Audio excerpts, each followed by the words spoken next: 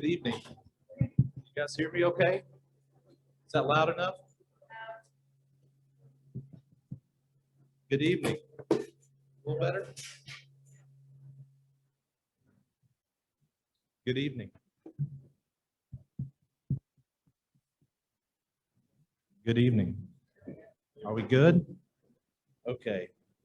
Thank you, everybody, for being here. We're going to go ahead and call this meeting to order.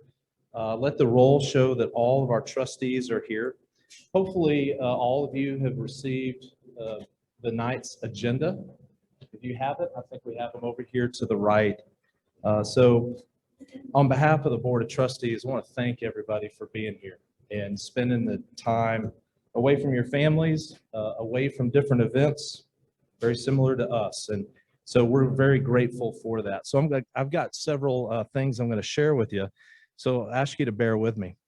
So on behalf of the Board of Trustees and our administration, thank you for joining us tonight. Whether you're here live or online, thank you for investing your time in our school district. We are so fortunate to live in this community and be able to serve. I apologize for the length of my upcoming comments, so please bear with me. Tonight, as a board, we have the opportunity to learn more about recommendations from our administration on how to best address our budget for the 21-22 school year and beyond. It is important to know that our board and administration vet all decisions through the lens of Lovejoy core values. 1, kids come first. Best today, better tomorrow, and 1 heart, 1 Lovejoy. As a board, we have to view all decisions through looking at how it impacts all 4,000 plus students as a whole. Through the years, we have approved budget decisions that have impacted students at every level to some degree, and also staff at each level. We completely understand our elementary school parents with the possibility of changes that could impact your students. We actually grieve any decision that negatively impacts any student and or family, whether academically, socially, or logistically. We also love and adore our staff. Our teachers are the best in Texas. We value and respect them tremendously. Anytime we have to make tough decisions that impact kids or teachers, we look at all angles of impact. As a business leader or a school board trustee or an administrator, it is heart-wrenching to have to eliminate any role within our organization. We feel it, it hurts, but sometimes we have to make these decisions for the overall health of the entire district. People ask us all the time, why do we do this as trustees? My best answer is that so someone else doesn't always have to make these tough decisions. Not everyone is wired the way these individuals to my left are.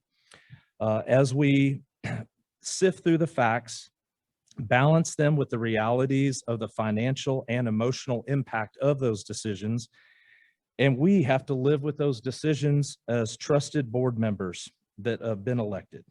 We are fortunate that in Lovejoy that we have individuals that take this role so seriously that they do the necessary work, that they study the issues, that they take a balanced approach to each decision. This group to my left will continue to do this. It's an honor to sit on the board with the caliber of trustees that we have had in the past and those on our board today. There has been significant discussion for our board and administration going back to the fall as we plan to head for this new budget. Plus, we hear a lot of the discussion on social media, some community members against community members, and we are in tune with the communication out of Austin, which is also very important. Tonight, our goal is to shed light on fact versus fiction, get more detail on some of the proposed solutions, and provide more context to school finance overall. It's important to note what the role of our board is. The role of a school board is to hire, manage, and occasionally fire a superintendent, approve policy changes, set new policy when applicable, provide guidance to administration when we are building budget recommendations or when they are building budget recommendations for the board, and approving a budget. The role of a trustee is an oversight role, not the day-to-day of operations within a district. We expect the superintendent to hire the brightest and most talented leaders of each functional area, and they're responsible for the day-to-day. They are the experts when it comes to education, curriculum design, and education operations and logistics. The fact that we have so many in our community ignited with passion around school finance right now, especially, is actually a positive thing. This is an opportunity for us as a district to get better, to communicate better. The more knowledgeable about the facts of how school finance works in Texas, the better we will be at finding solutions, keeping our knees bent as a community, and collaborating on what best serves the needs of students of Lovejoy ISD. One thing is for certain, every district is funded differently, but all the work has to be done in this ever-changing funding landscape out of Austin. This is not an easy task for most districts, and when legislation changes every 2 years and your funding is impacted in new ways, districts like ours have to be innovative, smart, cost-conscious, and flexible to meet the demands of a community.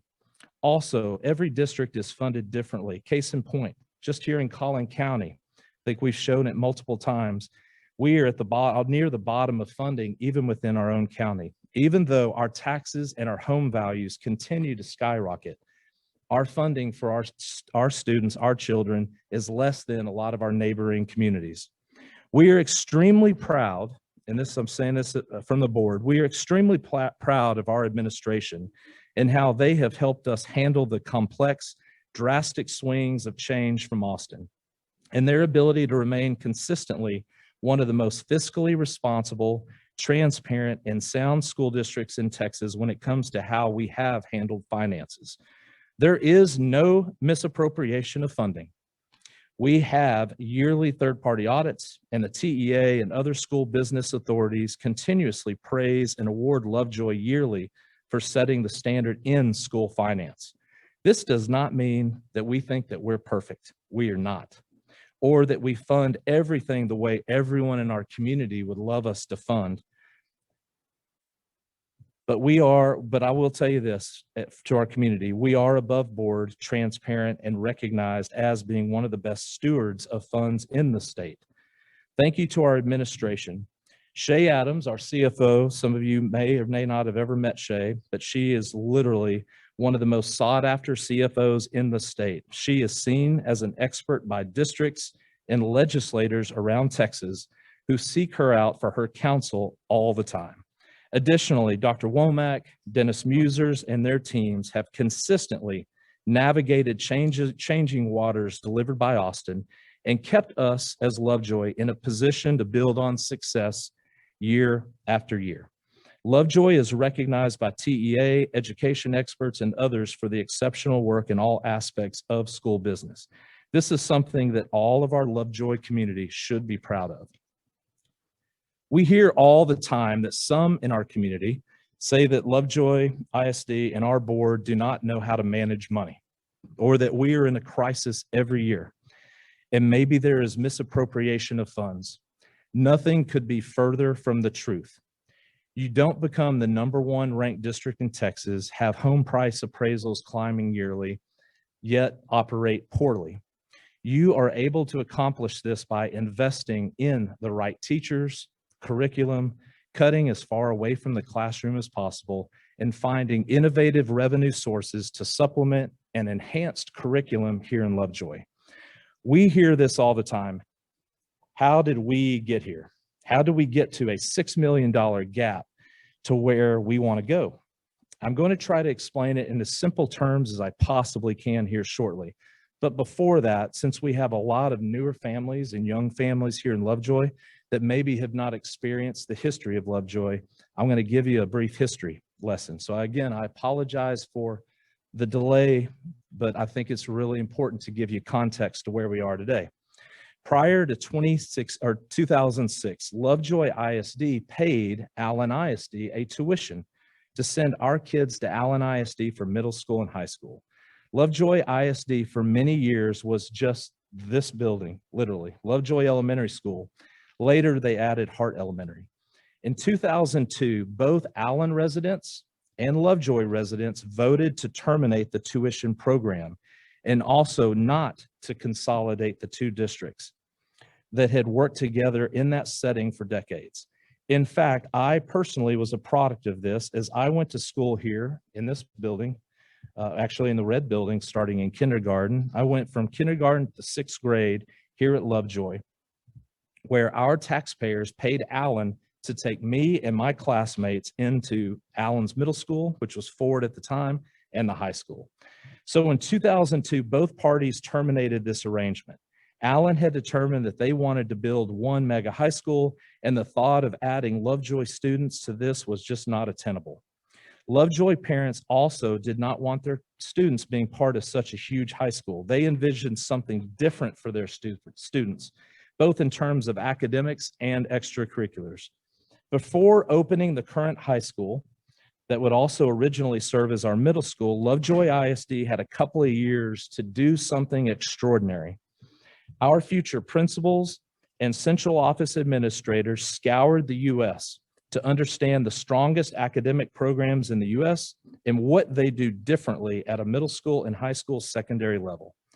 They literally went coast to coast looking at the top public and private programs in the country to come up with elements that would help Lovejoy attain the same type of reputation. Even my own parents, Rick and Linda Collins, both said, why in the world would Lovejoy want to leave Allen? It was a very reputable district. And now Lovejoy was going to be an unknown. What could Lovejoy offer students that Allen or any district around us for that matter could not offer? The Board of Trustees for Lovejoy, they were committed to making sure if we left Allen, we needed to provide our students something special. And they tasked our administration, or the administration back then, to build the most unique academic program in Texas, and they did. I'm going to touch base now on just a few areas that they invested in and built that cost Lovejoy more to provide for our students. And those same programs exist today for all of our students, and it still costs us more today to offer them. This is a huge part of the $6 million we will discuss later. These are costs that are more to us and something different than other districts around us don't have. And it's important to understand that context. So what are they? Just to name a few, Lovejoy offers an 8-period day for middle school and high school students compared to a typical 7-period day across the state. Lovejoy kids are offered the opportunity to join more extracurriculars and take more electives. Our kids aren't forced to choose between multiple passions they have. They also get to explore more, which might ignite a passion for the future. And I think this is important as our elementary school parents. You may not have got to experience some of this yet, but it is right around the corner for your students here in Lovejoy. Lovejoy also added the investment of AP and advanced courses that prepare students for college work. In general, our advanced curriculum provides more math as an example compared to other districts. Our kids graduate with more credits than are required by Texas and more depth of curricular rigor. This is proving to be extremely valuable when applying to college, as most colleges are looking at transcripts of Lovejoy students. They stick out because of the level of rigor and the amount of electives and extracurriculars our kids are in. Our students are getting the most into some of the most prestigious universities, even when they are even in the bottom third of their class. Additionally, this program setup allows our teacher an extra planning period to collaborate with their colleagues, provide additional student support, and build best practices with other teachers in their program area. Our teachers are the best, and this is one of the reasons why they are so effective. This doesn't happen without investing extra dollars to create this setting for their planning and their development. Because our program is advanced, Lovejoy decided to also double block math and English so that students needing extra support could receive it. Getting to spend 2 periods with our math and English teachers has been critical for so many students. And this is true for any of your students that are in middle school and high school. An 8-period day enables this to happen. We also have a CAT program. That's our Center for Academic Training, where we have teachers all day available for helping with tutoring and support of students. This is free to students, and this is a huge benefit for our parents. This is an extra investment we have made at Lovejoy to support our students. Lovejoy, since starting the secondary program, has also invested significantly in the development of our teachers. To become a teacher in Lovejoy, it's harder than most districts. The level of scrutiny of our candidates is higher, and just to get on in Lovejoy requires you to demonstrate executing and actually role-playing a class lesson. We attract the best, but we also invest more in their professional development. For elementary school parents, we know that many of you are wondering why in the world would we look to disrupt our 3 elementary schools as part of an overall strategy to balance a budget while retaining the enhanced curriculum at the middle school and high school level. We wish we wouldn't have to look at doing anything, but the reality is twofold. We cannot ignore the inefficiency with enrollment at each school, but we also know that any change now will positively impact your student in the future. We are fighting for your young students to be able to have the same positive, enhanced curriculum and support in just a few years from now for most of them. If we don't make tough decisions now, your students could potentially miss out on what has driven the exemplary reputation of a Lovejoy education. While you may feel you are being burdened by any potential change, know that we are weighing these options so your children may receive what students that came before them got to experience. We know this is not an easy topic and one that keeps all of our board and administration up at night. But we also know that we have to fight for continuing to our enhanced curriculum and program, or we will become just like any other district, offering just the basics and less opportunity to explore electives or participate in less extracurriculars. A few more comments that I believe are important to share. Please understand that your board is also made up. We hear this all the time. And I'm going to defend our board. Please understand that your board is made up of 7 individuals with kids in our district. Each of us love this community, and each of us do this out of service, not personal reward or any future political ambition. None of us want anything more but to help guide the ship around the values of supporting our students and teachers. There are no secret meetings, not being transparent, or misappropriate of funds and finances or alternative motives. You have 7 individuals from various backgrounds that do understand P&Ls.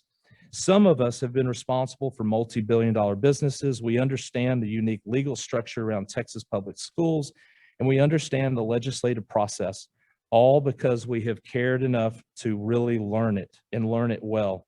And we're always continuously learning. These 7 individuals continue to put so much work to learn best practices of others, to understand the uniqueness of both financially and legally in school businesses, and all 7 are volunteers. We are proud of this group, and we are proud of the board members that have come before us to help create the best school district. We want to make sure that we are providing you facts, not based on unfounded rumor, the rumor mill, conspiracy theories, or the constant chatter out there that aren't based on facts. We want to provide you facts. It's part of society with social media, I'll tell you that. It is not helpful or productive, unfortunately, to learn your facts from social media. We encourage debate and criticism, but let's make it about the facts. That's all we're asking for. If you hear a rumor, we ask that you put the filter on your keyboard first and reach out to your campus, your administration, or school board to ask questions to see if it's true or not, or if there's any validity or what the context is behind that. We can do better as an organization, both internally, our board, and our community. Our board does respond to all communication to us via email. We may not provide you all the answers you want or like, but we will always try to point you in the right direction to get them. Our administration is also made up of really good people. They truly are experts in their field. It's interesting that we get complaints that we have too many PhDs, too many educational experts in our district. We should be proud of this fact that we attract such great people. We will be, one of the things that you need to know, we will be eliminating, one of the things we hear all the time, we will be eliminating administrative roles as part of this budget process. Even though we are flat as an organization and as flat as you can really possibly get in education for districts our size, we do not have much in terms of middle management and support staff like other districts, though you will see us cut a significant portion out of our administration. Districts call their roles maybe by different names at administration, but the reality is we are flat and we will become flatter.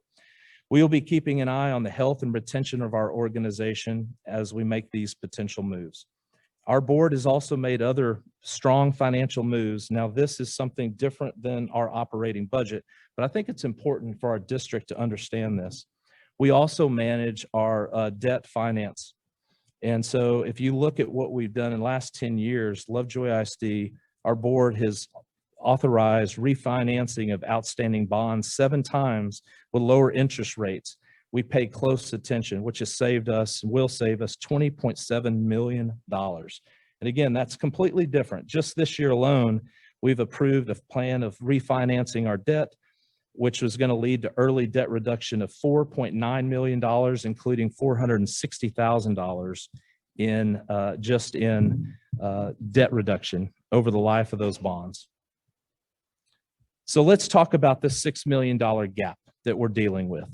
Let's first get some facts on the table so we are all on the same page before we start watching some of the presentation. We're now focused on the 2021-22 school year, but building a budget we want to put core items in place to help us for multiple years. Remember, the state legislators change things every 2 years, so we have to keep our knees bent. That's a critical piece. Let's start with what I shared earlier.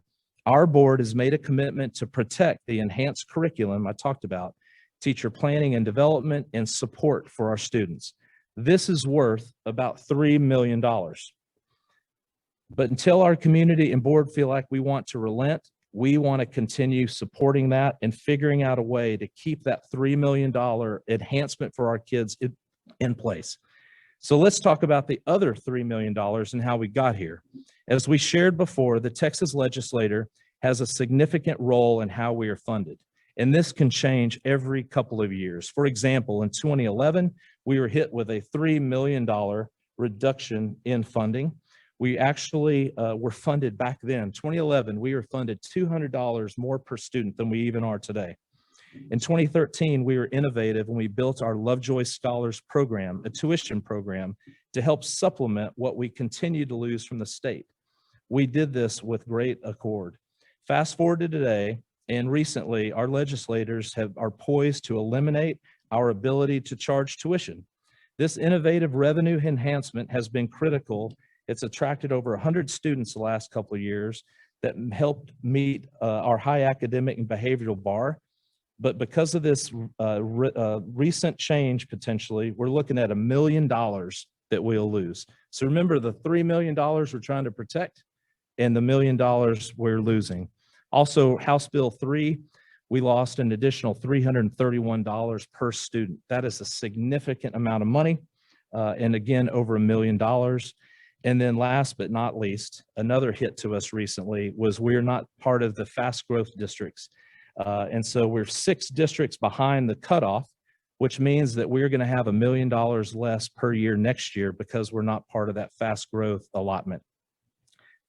Those 3 legislative hits cost us an additional $3 million. So you've got the $3 million in enhancements and the $3 million in cuts that are new to us. So I want you to know our board has not made up our mind on what options to fully support yet when it comes to elementary school change. We care so much about our elementary school kids, and we also care about the future of all 4,000 students of our district. Before we start tonight, for those who didn't attend budget meetings in the past, let me share what we tasked our administration to do. We told our administration to build the options that both addressed cost reduction and revenue enhancement. We told them to pour through efficiencies at each school and level based on the latest demographic study, some of that you'll see tonight, and then provide us the extremes, if you will, of the most financially optimal efficiency changes so that we knew what we were playing with. So we knew all of our options on the table. We also stressed that any cuts will also need to be made within administration, and we stress that all options are on the table at this point, which is unfortunate, but it's true. Tonight, we'll continue the process of learning more and the highs and lows of what this would mean, the emotional, the traffic impact, anything like that, so that our board can make the best informed decision. We are all in this together. After the presentation, we would love an opportunity to hear your feedback and your thoughts on what you heard tonight and any commentary that you'd like to provide. What we ask is that you remain respectful in this setting and timely in communication so that we can provide everybody an opportunity to share questions and comments. We are thankful for all of you. Thank you for being here. Now I'll turn it over to you.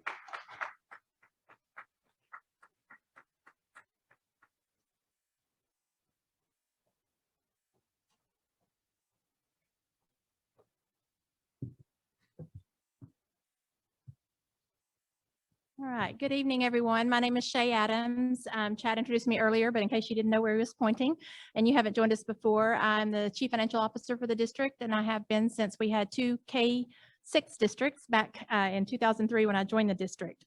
So I'm going to walk you through a few summary slides tonight. Mr. Collins has covered a lot of this material, and I want to reiterate a bit of it, and Dr. Womack is going to follow up with that. I'm going to try to remember to click since it's behind me. I've even made myself some notes for that.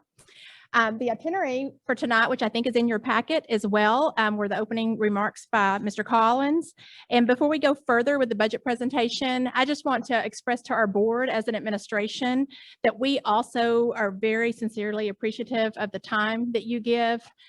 We see firsthand what so many don't see. We see the difficult decisions, the weight that it bears on you as you walk through all of the decisions, not just financial, but otherwise. And we are so appreciative of that. And even the tough questions and tasks that you place on us to keep us accountable to you. And we appreciate that very thankless job that you often do. In addition to the itinerary that's here, in addition to my remarks, Dr. Womack is going to follow up with some more information. And then, as Mr. Collins said, we're going to take a 15-minute break and give you more instruction there on anything that we weren't able to answer. Hopefully you've been reviewing the FAQs. I know that lots of you have because you've sent us feedback on that. We're getting to those as quickly as we can, trying to summarize and not duplicate effort whenever a question is asked in a different way, but it's still the same question. So hopefully you've reviewed those. If not, they're in your packet tonight as well. But if you still have questions remaining after that and you don't necessarily want to step to the microphone, you'll have an opportunity to hand us those cards and we will reply to those, as many of those as we can tonight. We want to try to keep things moving be respectful of your time so that as many people that want to speak during that time period have the opportunity to. But that said, this is not a public hearing. And so I just want to start out and define that. I try to do that every time I begin to speak because it's more comfortable to say it up front than if someone starts speaking out and you have to say that at that point. So this isn't a public hearing.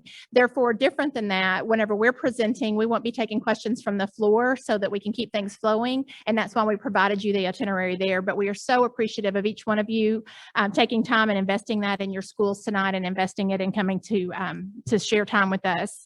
The board will not respond to your questions even whenever you do come to the mic. There won't be an exchange and a dialogue, which I think we provided that information out front as well. So for those of you that has followed the budget development closely, you know that this is our 7th scheduled public meeting around the 21-22 budget. And as you can see, we have at least 4 more meetings. We often add to those as we go, but we have at least 4 more scheduled meetings before adopting the budget.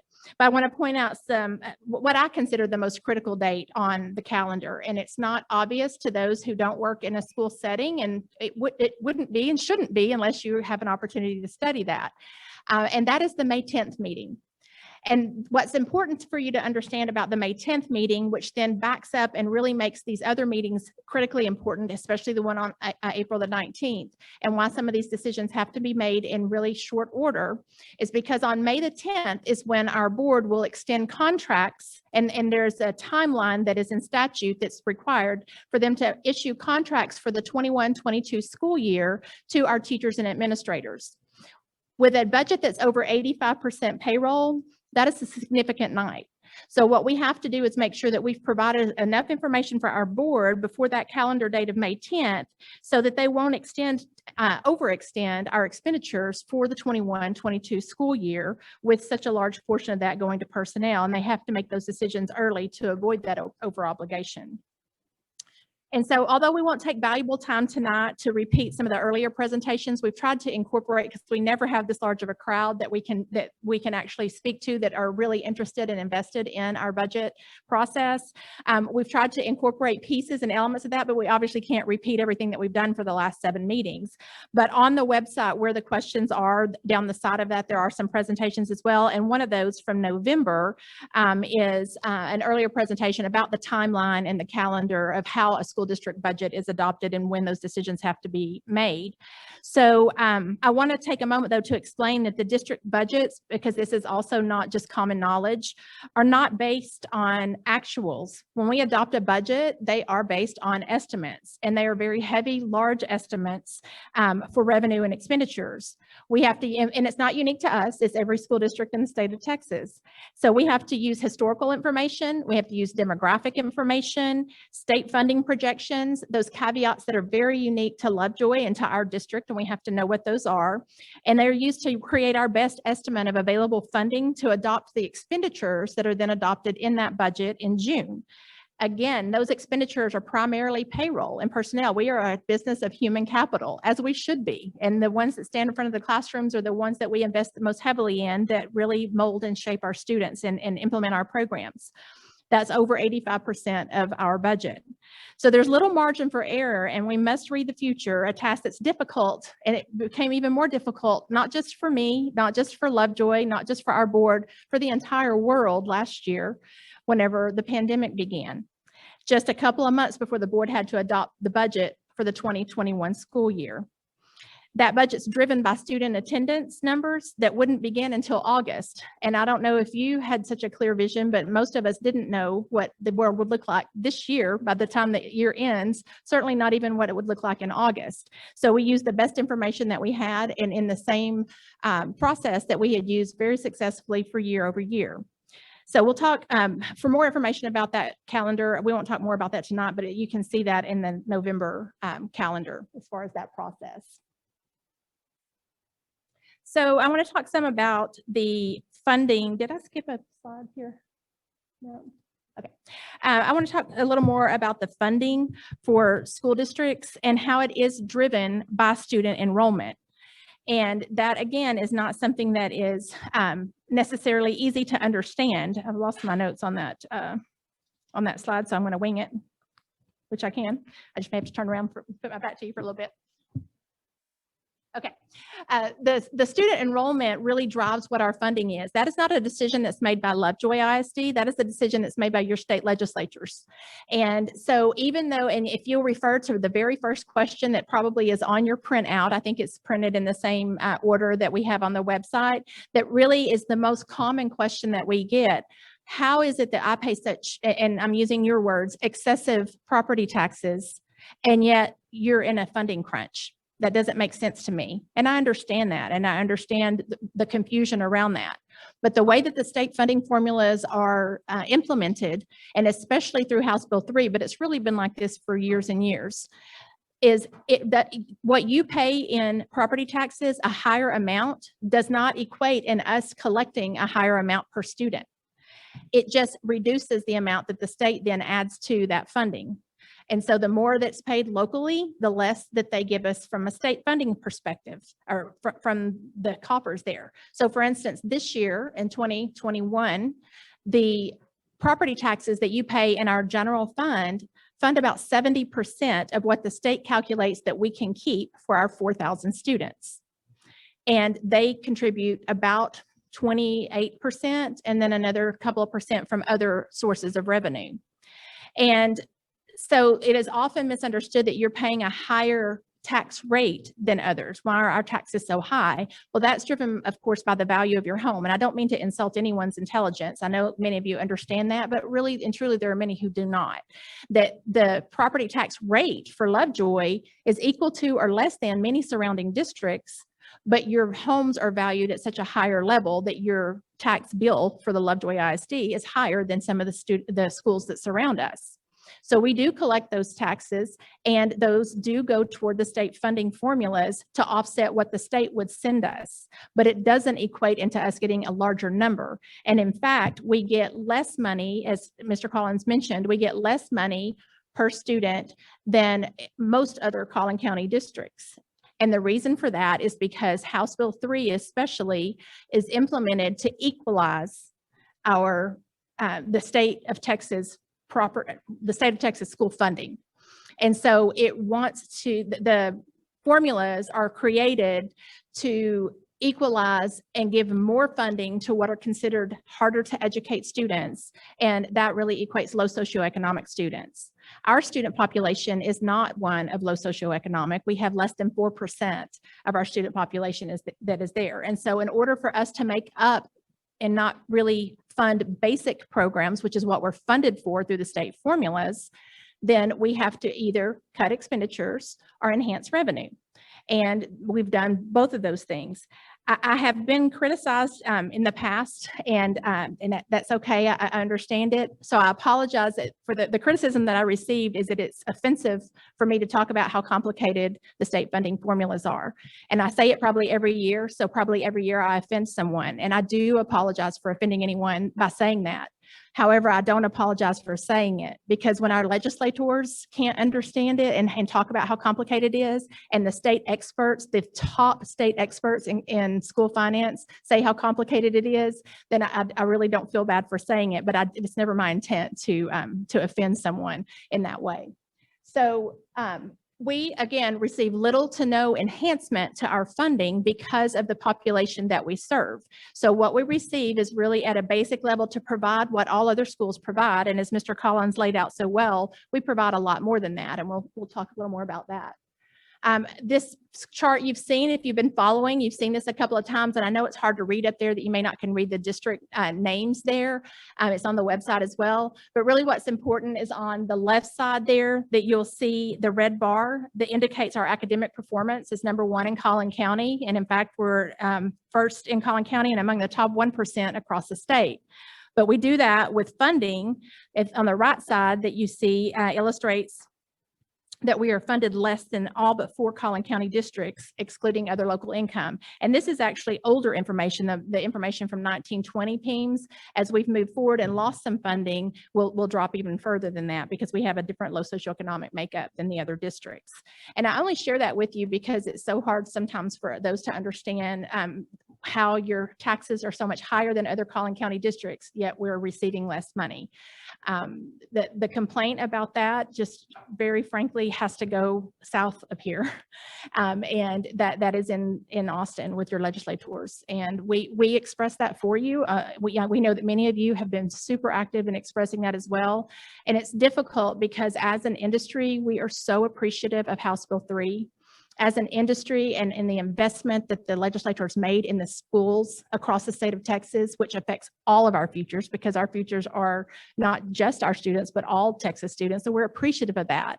However, we're responsible, me, are responsible for those in Lovejoy ISD. And so I make sure that our voice is heard in that way. So what are some of those things that we are not funded for necessarily, but that we have valued? And so some, and not all, of the programs that have yielded excellence. So this is some of them, not all of them, but these are those that have yielded the excellence in academic performance that are grouped in this graphic that we often refer to as the heart of Lovejoy. The school board has very intentionally invested in these programs and protected them as much as possible when budget cuts were necessary. They're not exclusive to the secondary. In fact, 6 of the ones bulleted and listed there 6 of the 10 are district-wide. And as a side note, that should go without saying, but I feel the need to say it because of some of the comments that we have received. Our elementary students do become our secondary students. So it's not an us versus them situation. When we've made cuts over the past decade, it has been primarily to carve out room to save these items, which, as Mr. Collins already shared with you, are about $3.3 million in cost. Is to save these while giving our staff raises to remain competitive with surrounding districts. There was a time that we went 4 years without giving a staff raise, and we still retain some of the best and brightest teachers in the state of Texas, and we are so grateful for that.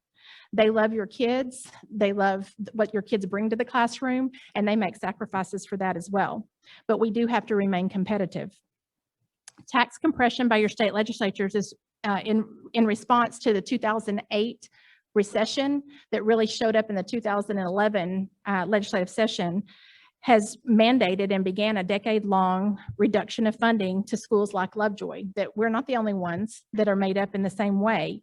And so our choices are to enhance revenue, which we've done a great deal of and made great efforts to do, or make program changes, which we are forced to do at this time. And some of that is due to reductions in funding, and some of it is due to reductions in enrollment and just literal right sizing, which you would expect as a community for us to take care of. The key takeaway here, the state funding system in Texas is structured to provide Lovejoy with a basic educational program. I feel like I've repeated that several times, but we don't, the programs that we have that are enhanced and our community experiences and expects were not necessarily funded for. So while this statement has always been true, the full implementation of House Bill 3 proves it ever true. We're again grateful for the funding overhaul, but we just do not yield additional dollars from this legislation. And so it's up to us to make changes for locally. In fact, under the prior legislation, I think Mr. Collins stole my notes and had no idea what you were going to say tonight, but we receive about $330 less under House Bill 3 than we did even the prior legislative session. And that is a difficult task, especially when we're not picking up those extra dollars because we don't have a population of low socioeconomic students. So those programs in the heart that we've discussed have to be funded through other local revenue enhancements. One of the largest examples that I can give you of that is this Lovejoy Scholars Program that we started in 2013. We weren't the only ones that started that program in 2013, or a program such as that. Our academic peers did the same thing, and it's not coincidental that we all started that in 2013. Why is that? Because that is the time where our additional funding that was created in the 05-06, the original tax compression way back when I first got here, and our taxes were $1.50 on the M&O side, on the maintenance and operation side, and those were compressed. But the state at that point said, we're going to compress because we want to save the taxpayers money, but we're not going to cost the schools money, and we're going to supplement you for the difference. And that remained true until 2011 session, and that began to decline. So in 2013, all districts that had those valuable programs and really wanted to remain in that same category started enhancements to their local revenue, such as our Lovejoy Scholars Program. And we'll talk a little more about that in a bit.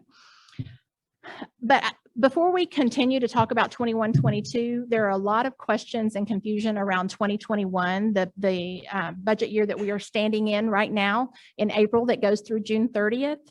And so I want to share with you some information around that.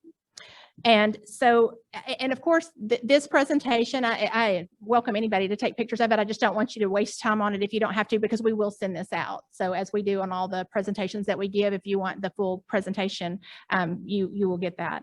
But for 2021, the COVID-19 pandemic did have a tremendously negative impact on our revenue. There is no denying that. Not only from a declined enrollment standpoint that accelerated a decline in our enrollment, but also from a severely depressed local income. So we had created programs every year trying to build our local income as much as possible so that we didn't have to make cuts. Many of you were involved in that. You did campus campouts. Many of you sent your kids to summer enrichment camps. Many of you send your kids to the pre-K program that we have. All of those are local enhancements as well as our tuition. But in addition to that, we rent our facilities. We collect ticket money at gate to athletic and fine art events. We earn interest on our fund balance. And I should say most all of those things in past tense, because this year it was almost nothing. It was really, really, really depressed. And those are directly related to our ability to host those things. And I'm not really meaning to whine about that. I just want to make sure that you understand the cumulative effect of those things have an impact on our budget. So in addition, we have experienced an increase of over $500,000 in additional expenditures related to COVID-19, with equipment that we've had to purchase, with online learning, all types of different things, actually over the 2 fiscal years, because if you'll remember, it began in March of 2020, which seems like forever ago. But in 22, so March, April, May, and June of 2020 is a different fiscal year for us. We recently, in fact, last Friday, I think, or last Thursday, submitted a required TEA, Texas Education Agency survey about all the costs that we've had across our funds related directly to virtual learning, cleaning, and social distancing and all the things that were required. And we've spent over $1.6 million in additional funds over those 2 years. So it had a substantial impact. And we have hope, but no assurances that the $16 billion in federal money and assistance that's available to the legislature, to the Texas legislature, to distribute to local education agencies, but they've still yet to decide how they're going to do that. We have hope that they will offset some of that and reimburse us for it, but we have no assurances. And so what I really wanted to reiterate about the May 10th date and about the date that we have to adopt our budget in June is that budget has to be adopted before we can spend a single dollar in July. I'm not authorized to authorize or spend a dollar in July until the board adopts that budget in June. That budget is primarily made up of decisions that they make in May. And so that's why we have so many of these things that really are kind of backdated that we have to make those decisions around. And so again, legislation that Mr. Collins mentioned last May, just a month before we adopted that 2021 budget that we're standing in today, we fell off the fast growth allotment list. The state recognizes that it is more costly to be a fast growth district than it is to be a district that is established. We've been a fast growth district pretty much since I got here in 2003. We had 800 and some odd students in 2 campuses at that time, about 100 employees. Now we have 6 campuses. We have about 640 employees, 650, depends on which ones you classify. And we have over 4,000 students. So we've been fast growth, but they define fast growth as those that are the top 25% in the state. And so until everybody reports what their growth is for the previous year, you don't know where you fall on that. Unfortunately, we were 8 spots out of that 25%. Allen was 7 spots out of it. So it's, it's an element of the same things that are surrounding us. But that cost us over $1 million, and that's ranking us out of 1,000 districts that we were 8 spots out of that. But, and we've already discussed the caveats around House Bill 3, which doesn't bring additional funding to us. The current budget outlook, the 2021 budget outlook, is important, and it's, even though we're here tonight to talk about 21-22, primarily I want to discuss our fund balance for 2021 and the impact that it has on next year. So this previous slide that I showed you and the next one that I'm going to show you have a huge impact on the decisions made by the board to manage the financial health of the district. They can't make it in a silo without looking back and looking forward. The net impact of all the decisions discussed will likely result in a $3 million draw on our fund balance. Our fund balance is our savings account, and it's how we cash flow the district. To put that $3 million in perspective, that's about 7% of our current year's originally adopted budget. And it would be 9% had we not made as many adjustments during the school year as we could. There is not a lot that we can adjust during the school year since most of it is tied up in personnel and contracts. But we did freeze our personnel hiring. So whenever someone left the district, and we do have just people that leave the district throughout the year for various reasons, we didn't replace those positions unless they were absolutely necessary for a student's experience. And we reduced by 15% some already stressed department and campus budgets. And because we did that, we've reduced that potential 9% hit to about 7%. The good news is that the state released some hold harmless information that we should have some hold harmless money come into the district. It's not as substantial as we would hope. It'll be about $300,000, but I'm going to tell you, I would take it any day right now. I don't care how small it is. And so right now the estimates are that ours will be around $275,000 to $300,000. And there's still more to come and extremely complicated calculations surrounding that. But the district savings account is called fund balance, but that's not a term that is used unless you happen to be an accountant or in governmental agencies. But it's our savings account that's used to cash flow our fund balance, to cash flow our district.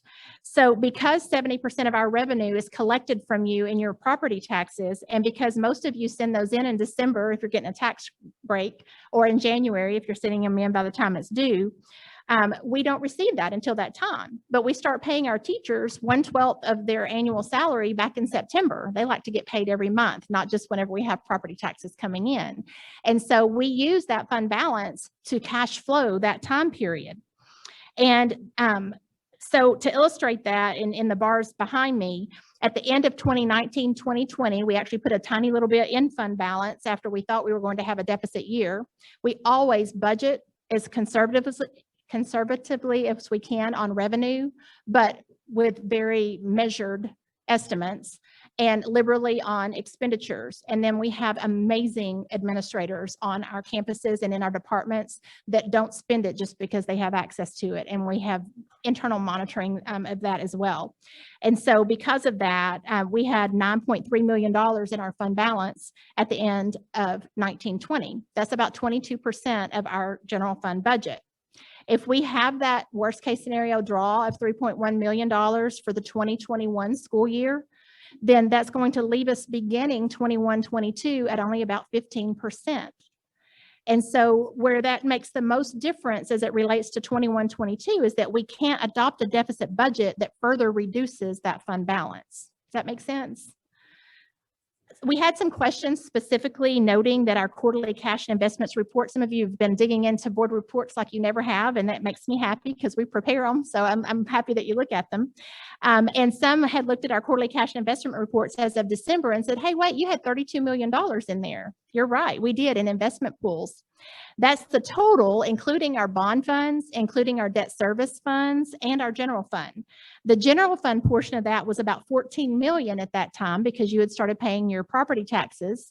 And it reflects our savings being replenished from those time periods that we had to spend it out and our cash flow to make monthly expenditures. But we can't use any of the debt service money or the bond money, the other portion of that, for day-to-day expenditures. That's against the law, and I frown upon anything that's against the law. So we don't do that. I just wanted to explain why there's a larger balance out there. Again, that if you don't study, and I don't hold anyone at fault for that, if you haven't seen the difference in those fund makeups. The budget balancing measures that we're going to talk to you about tonight do not replenish fund balance because there's too much room for us right now that we have to do to balance. Over the years, we will need to replenish fund balance, and there's some different measures already in place in sustainability to begin doing that. So I'm going to move away from 2021, and I apologize if I bored you to death by building that, but it just goes with this conversation. We can't look forward without looking back and really knowing where we are.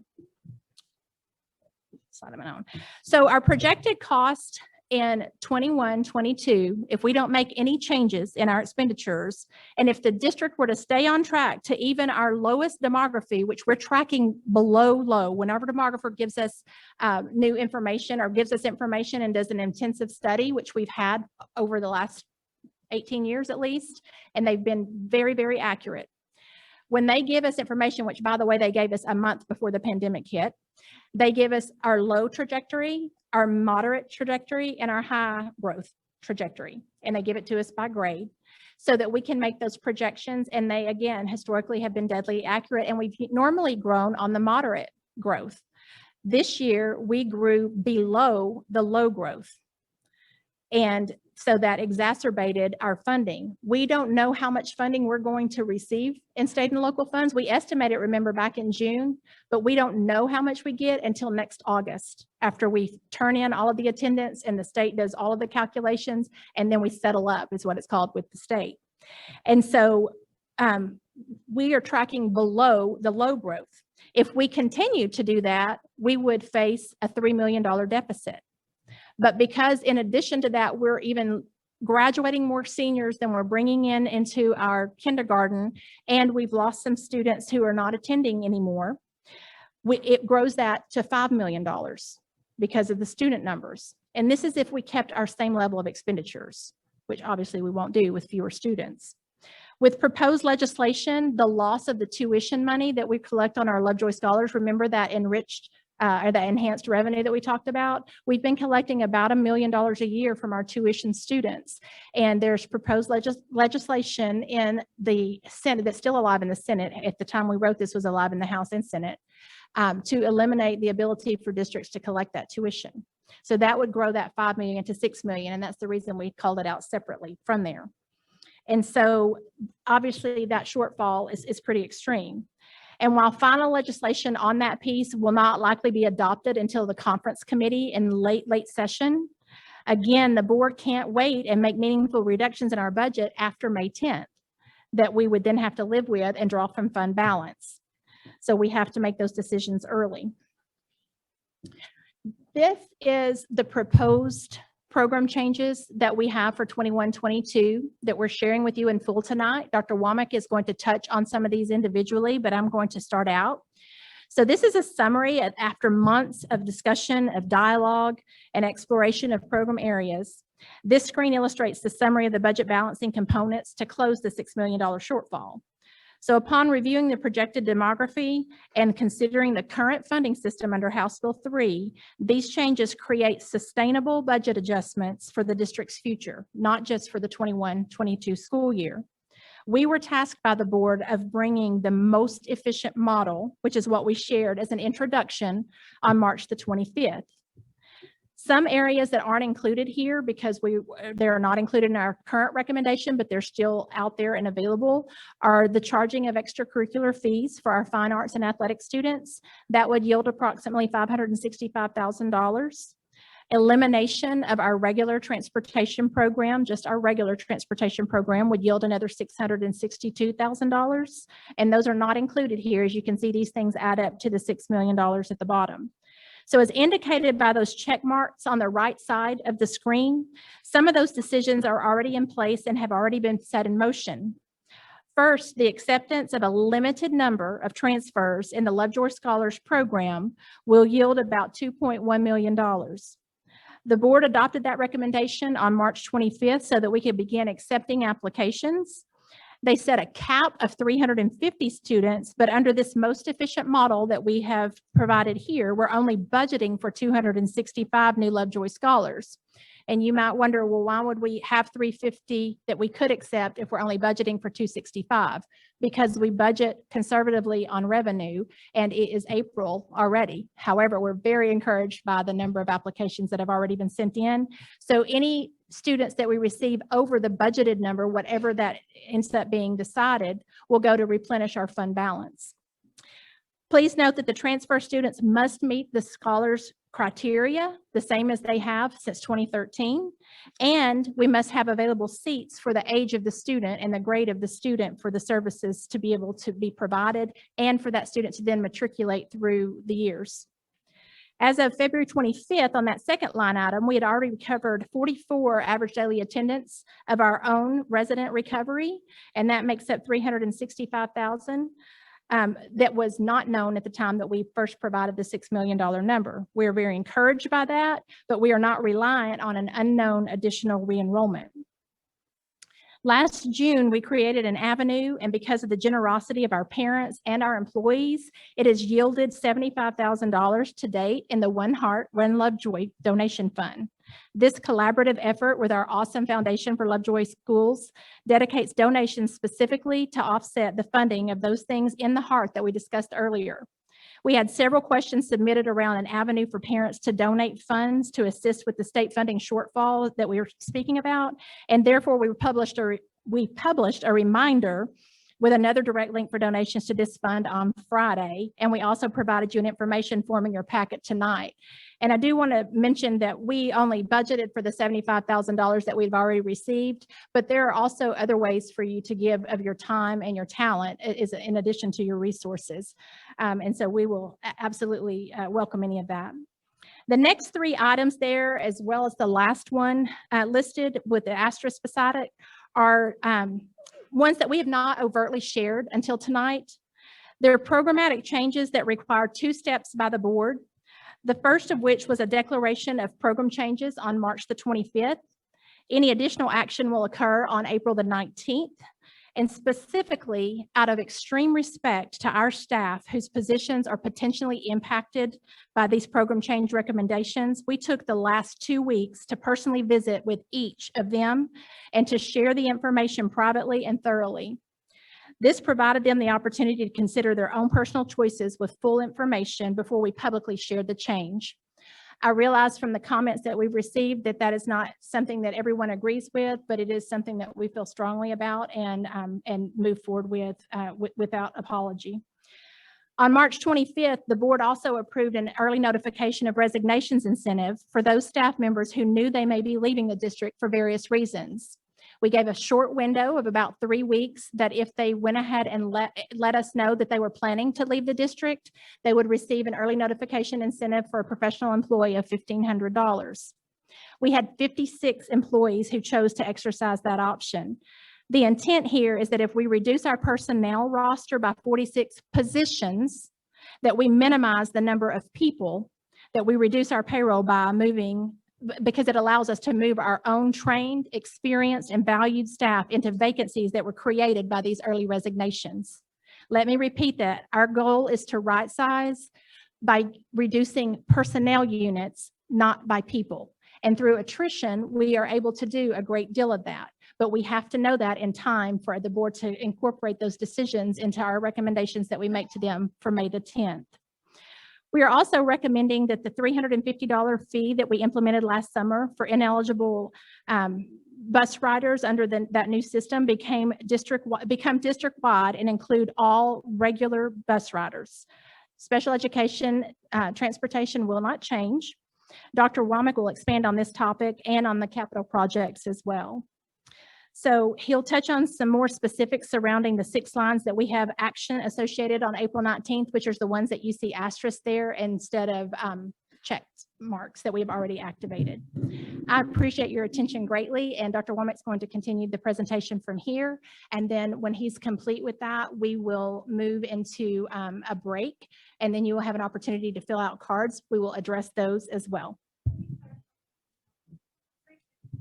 Thank you. The $350 fee is the regular transportation. Dr. Womack will cover some of that as well.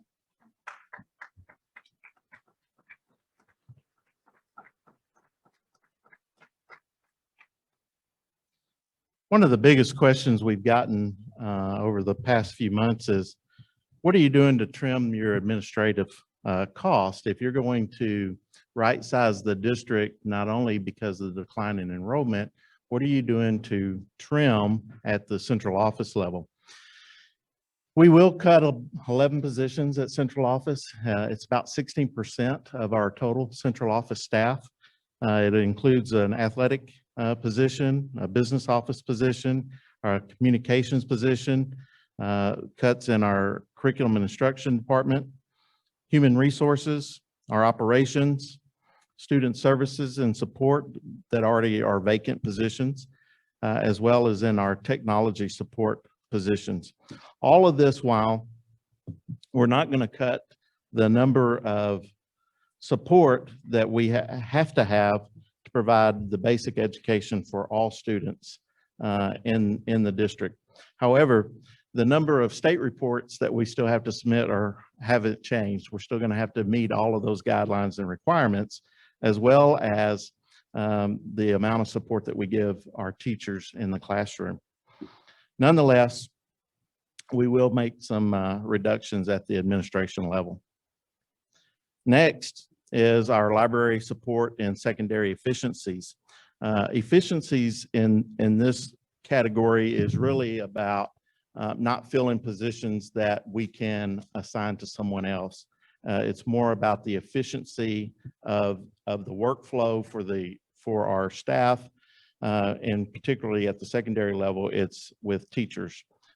Teaching, making sure I'm on the right page. This doesn't mean that we are cutting our libraries whatsoever. It just means that we're going to restructure the way that we staff them.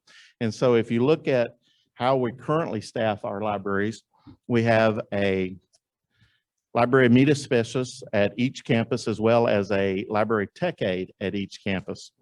And on that form that you have in your packet about how you can give of your time and talents, one of your times could be volunteering in our libraries. It would really be very helpful to us.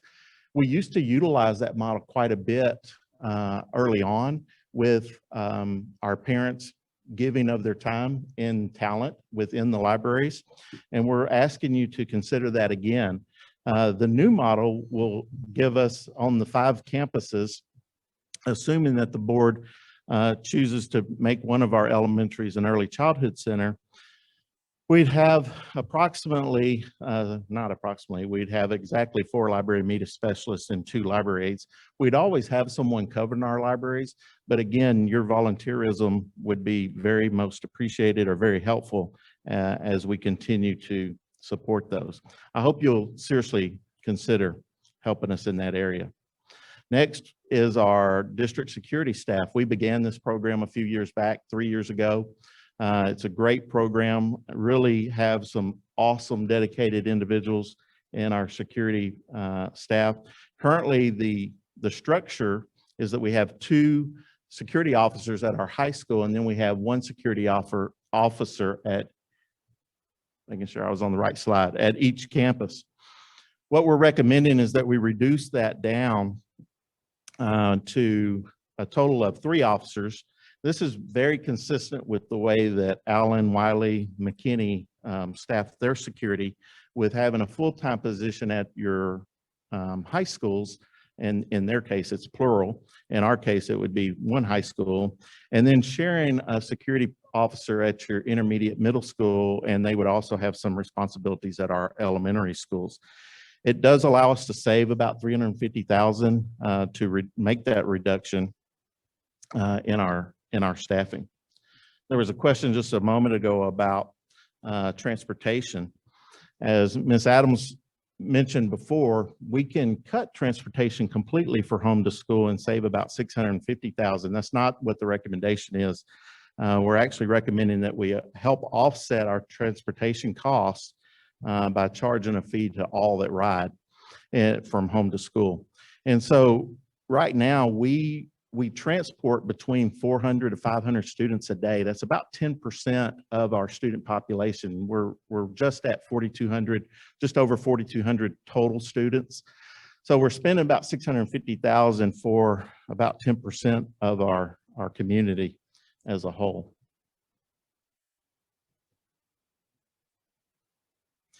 One of the items is also to look at what Shay presented earlier about what our M&O tax rate is and what our INS tax rate is. When she uses INS, that's our interest and sinking fund.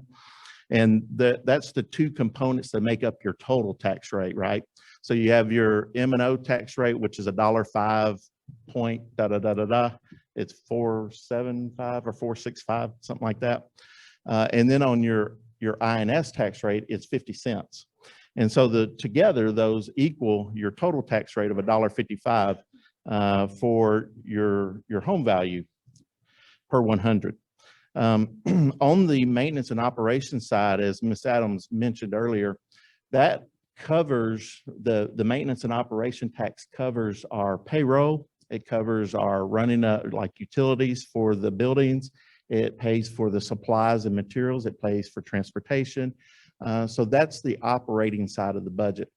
What we can't do is take money out of our INS side of the budget and supplement it or use it to pay for things over here in the M&O side. As Shay mentioned earlier, that's against the law, and it's definitely frowned upon, obviously. So we can't do that. However, what we can do is uniquely spend our INS funds to make changes or updates to our facilities in a way that will reduce our expenditures to operate those facilities. One of the areas that we have not done in the district is turfing our baseball and softball fields. We're one of the few districts, at least in the districts that we compete against, that do not have those turf facilities. What's interesting about this is I put up here that it'll save us about $50,000, which is accurate. It will. It should be saving us a whole lot more than that. The problem is that we have deferred maintenance on those facilities for so long that we are not spending what we should be spending on those fields. So actually out of next year's budget, it would save us the 50. It really ought to be saving us about 100 if we were actually spending 100 like we should be to maintain those facilities. Deferred maintenance has been a problem. It is for most school districts, but when you are cutting your budget, that tends to be the area that you cut because you can push out those maintenance items further away from the budget issue that you have today. By turfing those fields, we can go ahead and address the maintenance delays that we've had on them, as well as there's some cost avoidances that we'll have, and that's the cost avoidance of actually making the fields correctly. What I mean by that is leveling them and upkeep on them. So we'll have that cost avoidance I mentioned, as well as opportunity costs that our kids don't get that other kids get. And it's hard to put a value to that, but I'll give you an example. We had a rain 2 weeks ago. Well, we had a home game. We had to move our home game because our fields are too wet. So that opportunity cost is we played a home game. We had to pay for the field in McKinney and pay the McKinney ISD to play on their fields. And so there is a cost, a real cost to moving those facilities or moving our games to different facilities.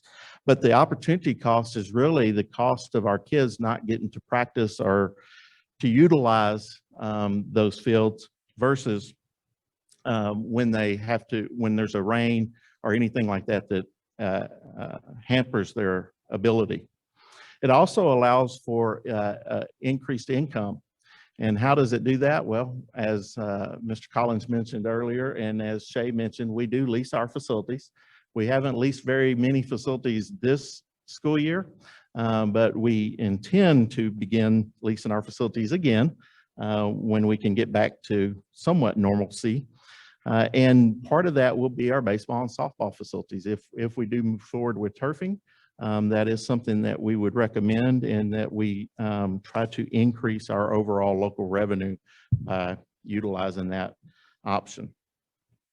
So when we look at our current structure within the district, we do have 6 campuses. There's nothing about that, but we also have 10 portable buildings that sit in the district. 3 of those are over at Hart, 5 of them are outside the administration building, and 2 of them are over at Sloan Creek for a total of 10. Efficiency, they're not the most efficient facilities, obviously. They're temporary. They have wheels that can go underneath them to move them. And so they're not the most efficient building space available for what we're utilizing them for. Especially if we have space within an existing facility. So as we were tasked by the board to look at where we could find the most efficient opportunities to cut expenses, definitely the removal of portable buildings would be one of those items that we would want to look at. We also know from our demographer study that we do have decline in enrollment. Over the next 10 years, we are projecting a decline in enrollment, and particularly that's going to be in our K-4 campuses. This graph is included in our demographer's report. That report's on our website. The full notebook is on our website. You're welcome to go out and peruse it. It actually breaks down the number of students by subdivision in there. You can actually look at what subdivision you live in and look at the projections over the next 10 years of how your subdivision will decline or increase in enrollment depending on where you live. What I'll note on this particular slide is the inverse relationship with our high school, our 9th through 12th grade students to our K through 4 students. And as you see, as a group, as our high school students continue to increase in number, which is one of the areas where we do not follow the low trajectory, thank you, my mouth's dry, the low trajectory for our high school kids, we do follow along a pretty good path of growth at our high school level. If you look at the 2 lines at the very bottom, that orange and gray one, making sure it looks orange and gray on your screen too. Thank you, Shay. If you look at those 2 lines, you see that our intermediate school and middle school stay pretty flat. That their growth, there's not a lot of growth in there, but there's not a lot of decline either within our middle school and intermediate school. And of course, this is looking at the past 10 years, and I'm going to get to the future 10 years in just a moment. These patterns continue on through there, and you can, if you take the opportunity to go out and look at our demographic study, you can see that as well as them going. Another slide from the demographic study. This may be a little hard for you to read, so I'm going to read it for you. That first bullet up there is about the past growth coming from new housing. In the past, that's where Lovejoy has grown in students, is from new development, and those development leading to new homes, which brought in new families. Future enrollment will be impacted by that, because as the district has become more built out, we're somewhere around that 95% built out, meaning that all the available land within Lovejoy ISD has either been developed or has already been turned into whatever it's going to be turned into for the foreseeable future, at least the next 10 years. One of the items is that bullet just underneath there, may be a little hard to read, but the aging of the current student population leads to enrollment declines. And as Shay mentioned earlier, we graduate bigger classes than we bring in kinder students. So this year we graduate 376 seniors, and we brought in 178 kinder students, to put it in perspective. When you do that, and we've always known that we've had a larger, our older student population is bigger than our younger student population. That's always been a truism. But I think her next bullet there, her is our demographer is a her, and she says that housing costs continue to inhibit the youngest of families from entering the district. And we see that continuing even today.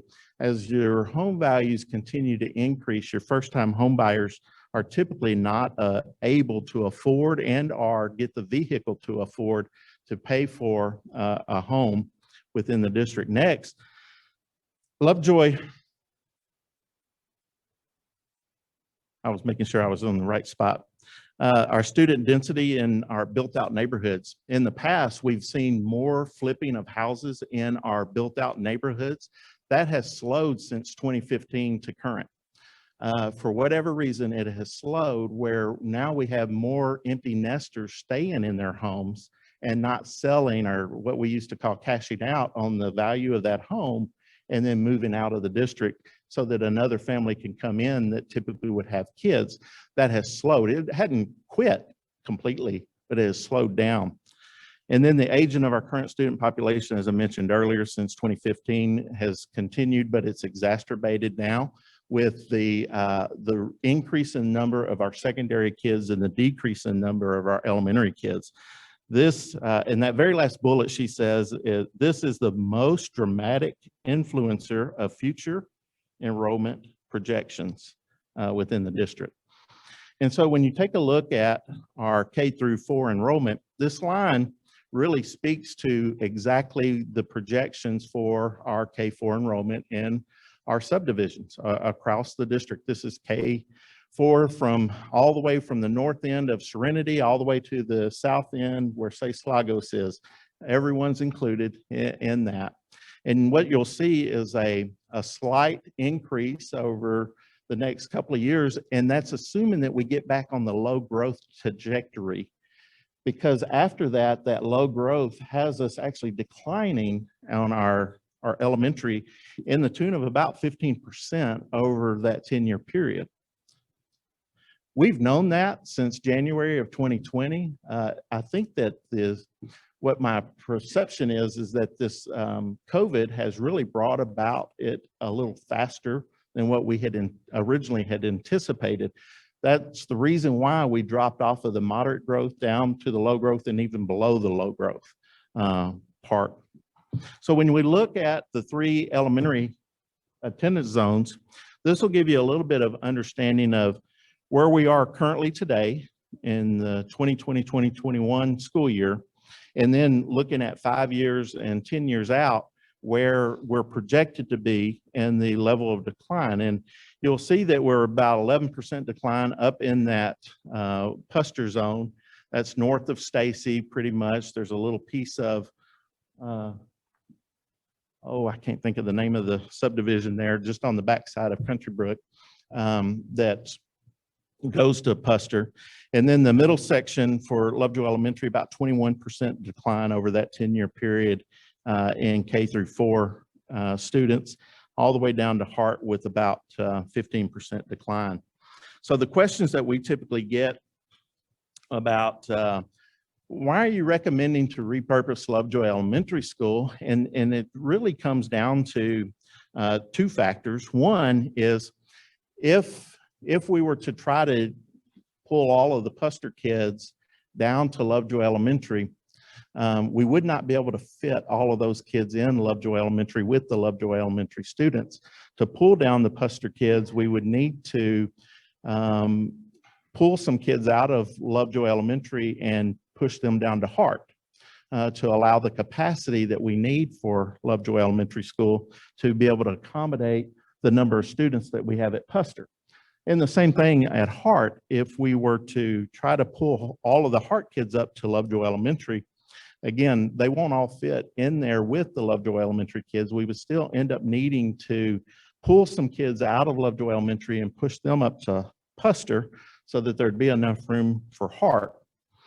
So there's a conundrum on how to best allocate the amount of space you need, because the truth is we can operate the district with 2 elementary schools with the number of students that we have. And so the best and option out of the facilities that we do have, the most efficient of those is to look at a model where we segment out our K through 2 students and our 3-4 students and utilize the spaces that we do have. What that does allow, and you'll see it here, is a little bit more savings than 2 K through 4 elementary schools. By reducing to a K2, 3, 4 style campus, we're able to maximize our efficiency the most. We don't have to leave as much extra room or empty seats per classroom to allow for residential growth. Again, even though we're declining, we'll still have a little bit of growth within our families as one moves out, one moves in with kids, especially those that have a middle school, intermediate school. They typically will have a younger sibling, and that younger sibling is who we need to be able to provide a seat for. If you look at this model, this does allow us to have an early childhood center. This does allow us to remove the portable buildings that we have on our properties and consolidate those into a physical facility. It does allow us to consolidate our overall inefficiencies down quite a bit to 56 needed sections. And what that would look like is about 23 positions total that we'd be able to reduce by going to a K2, 3, 4 model overall.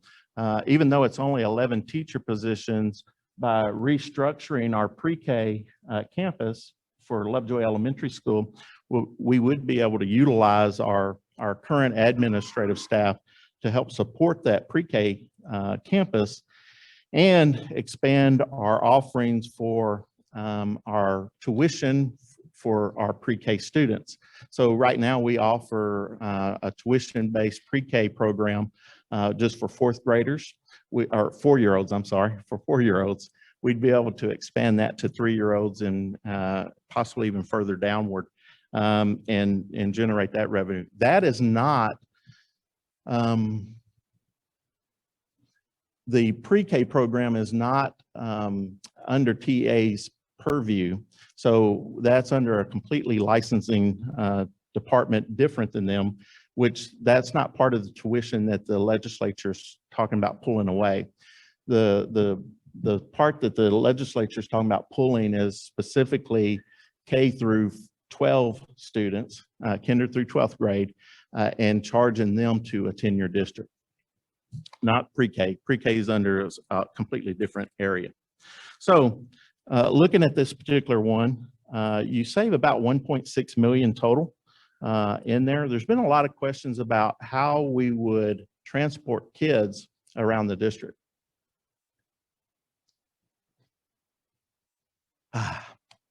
Thank you. Sorry. We've had a lot of questions about how we would transport kids. To be honest with you, having a K2 campus on the north end and a 3-4 campus down on the south end would actually be a traffic nightmare out here on Country Club. Country Club is not a 4-lane divided road with turn lanes off of it, as you all know. If we had that, wow, the infrastructure would be great, and we would be able to move kids around a whole lot easier, not only in our buses, but in your vehicles, getting kids to and from school. However, on this most efficient model, if we wanted to have an option to provide some free shuttle service, we could absolutely accomplish that. And these are estimated times. We would have to change our start and end times for school, absolutely, for each one of those in order to move those kids around. And I'm using the word around, and it just happens to be a circular graph up there. But if you wanted to pick up your students, all of them at one particular site, of the 4 sites of Puster, Lovejoy, Sloan, or Hart, we can absolutely make that happen. We can tell you approximately what time to be there to pick them up. If you only have a K2 student and you want to pick them up at Lovejoy Elementary School because that's closer to your home, then there's a time on there that you would need to be here to pick up your student, and so forth and so on at each of those campuses.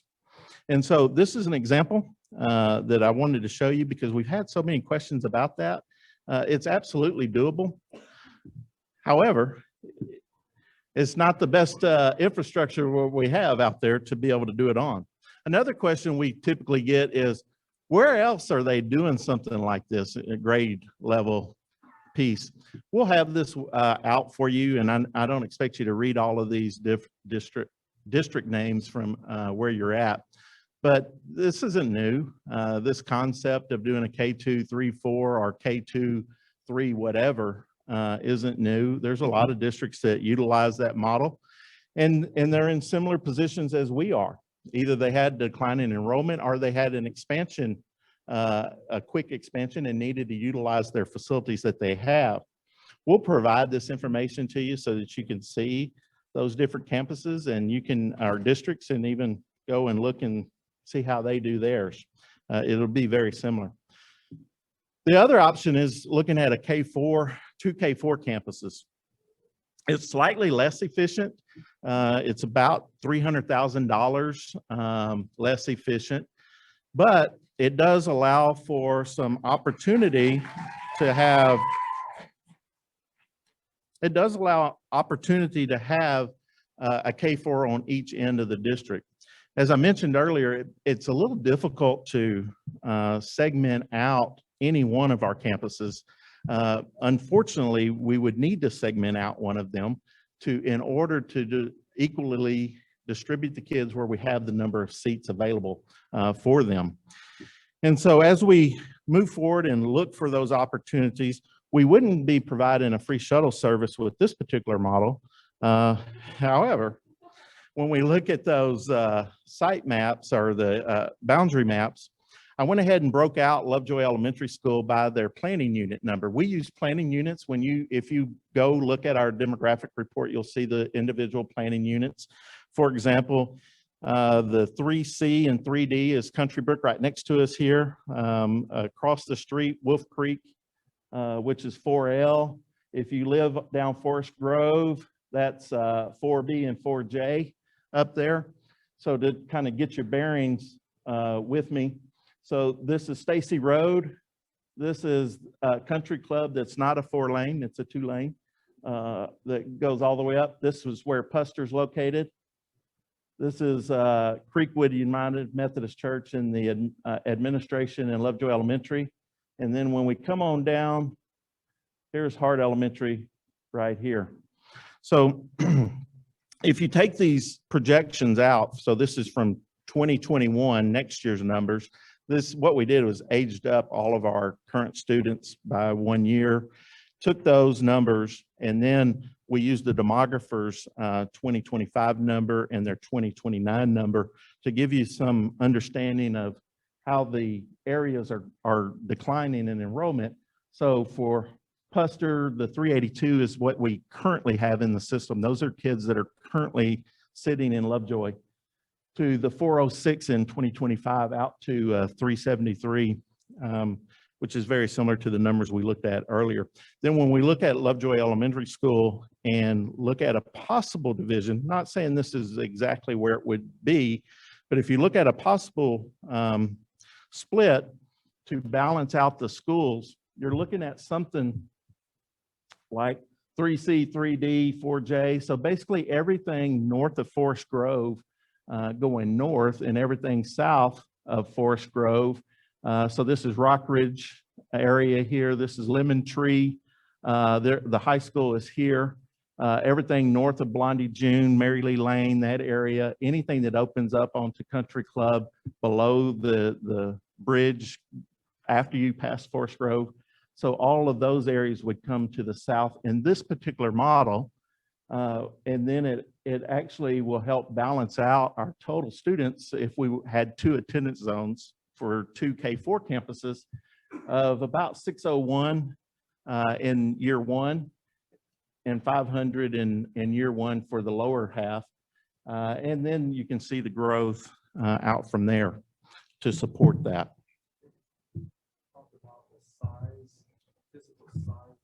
Yes.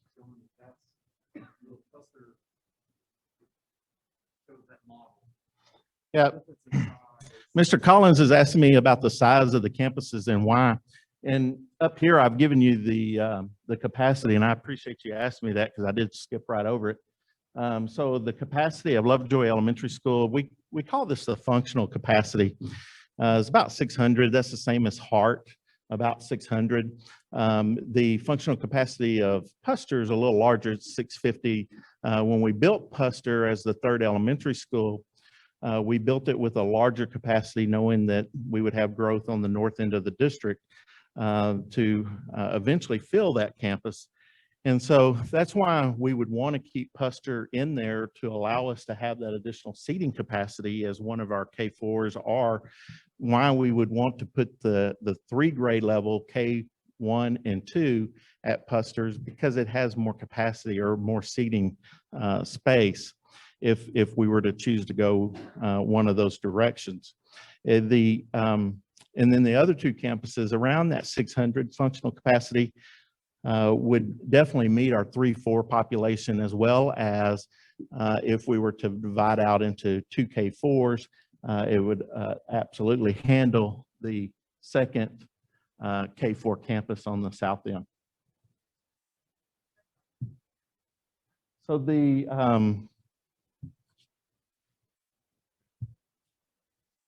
me catch up with myself.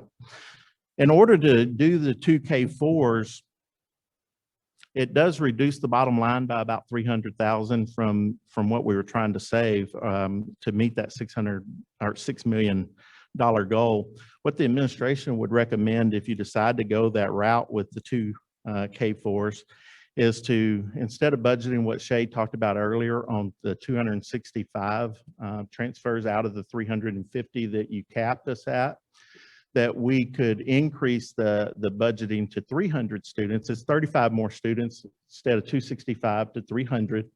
That would increase us almost at the $300,000 level and allow us to then still meet that goal of close to 6 million, right at 6 million.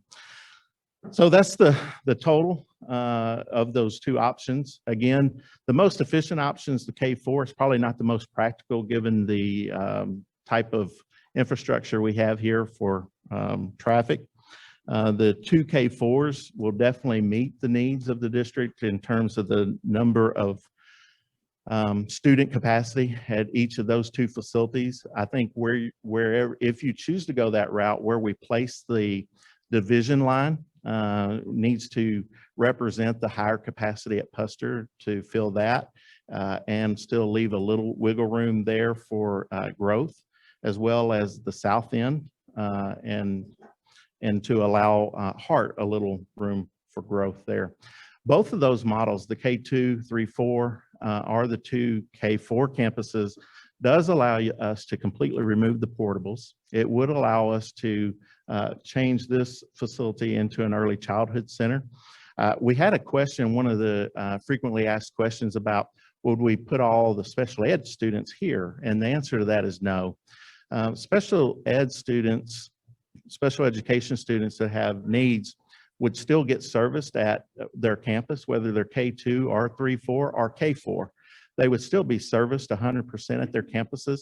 Our functional capacities of those buildings do not include those spaces, our spaces that we typically utilize for special needs at all.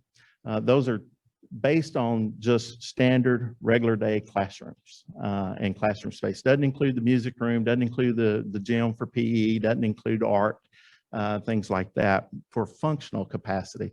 And so on our special ed and GT students, both of those would continue at their regular campus, just as normal, as they normally do today.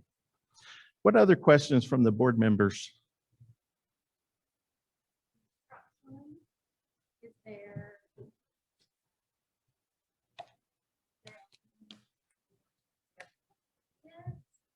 So that's a great question. The question is, instructionally, is the K2, 3, 4, or the three having two K4 campuses instructionally better? And really, we've addressed that in our FAQs, but for everyone's sake, there's not really a platform that would say one's better than the other. There's some advantages to each of those. One that we would like, if we had a K2, 3, 4, is it allows us a lot of linear or horizontal alignment with our K program, first grade program, second grade, third and fourth, because they're all at the same building and they can all be on the same page, the same planning, same everything. That doesn't mean we can't do that in the K4. Of course, we have 3 K4s now, and the way that we do it is by bringing those staff together. We bring all of the first grade staff, second grade, and so forth. We would continue to do that. We know the K4 model works, and it works well, as our history has shown us. We know that we can make the K2, 3, 4 model work as well inside of the building. Now, outside, getting to and from, that's a little bit out of our control, but we can make the most of it.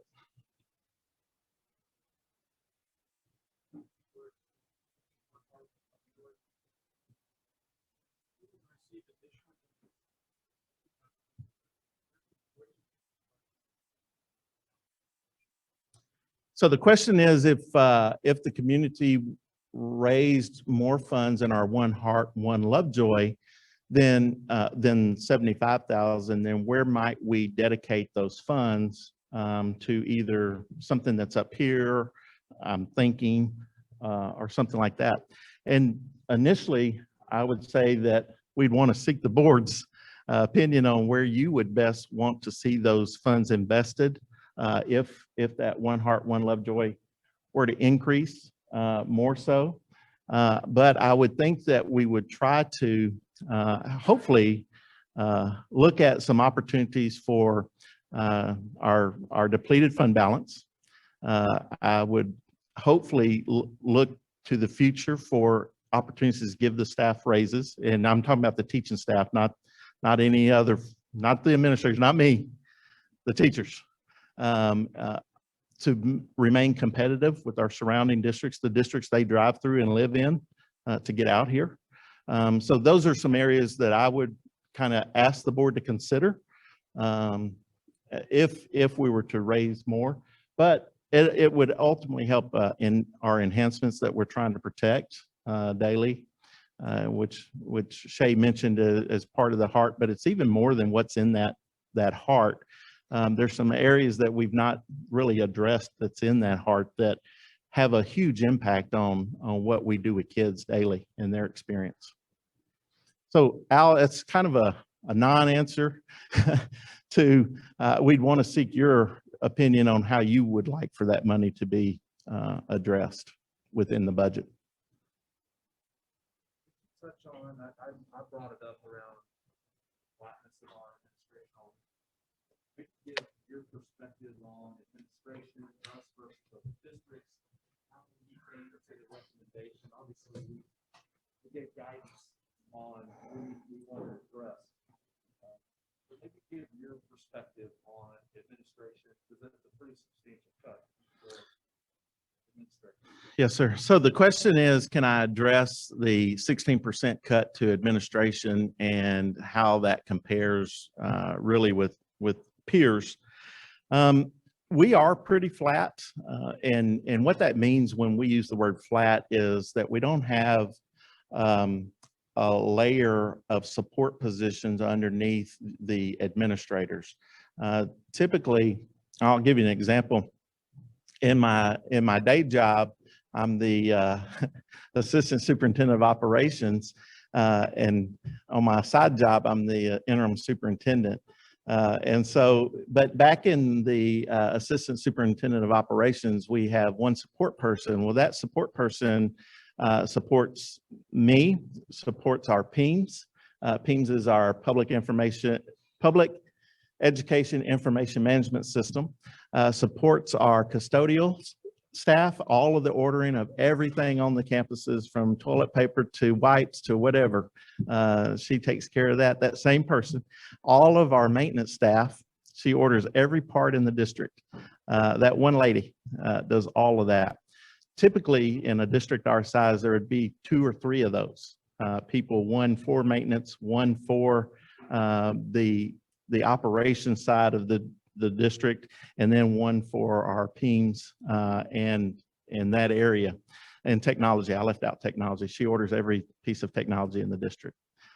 So that gives you a little bit of idea of how flat we are from just that one perspective. Our business office doesn't actually have a support. So our CFO does all of her own work, all of her own secretarial work or administrative support work. We don't have one in that group. We're cutting the secretarial or administrative support for C&I, our curriculum and instruction, which has all of our content coordinators from math, English, science, social studies, and that piece of it that also supports the administration. So from that perspective, we are, we'll be lean, very lean. I think during one of our budget workshops, I like the phrase that Al used about we're cutting into the muscle. So we're past cutting fat, which I got a lot of that to go around, but we're actually down into the muscle. And so I think that's where you're going to see us. We may not be as responsive, as quickly responsive as we've been in the past with things. Now, besides the last month of the number of questions and emails that we've gotten, I know I've not been timely on answering many of those because it's just been the massive amount. But if you take that aside and just go to regular, what a normal time period would be, I think that the 24-hour return of emails probably not going to be likely. It'll probably be 48 hours, something like that, if that makes sense. From an athletic standpoint, we'll be fine. Coach Ross, our new AD, is going to do a great job for us, but he's also a head football coach. And so we have one support position for all athletics. Dr. Matthey, I see you, in our fine arts program. We'll continue to have awesome fine arts with them. And so appreciate all of her work, but again, we'll continue to stay flat. We're not adding any, we're not cutting from either one of those programs except for an administrator of athletics. I'm trying to think if there's any other areas I left out that we're not, we are making a cut in communications.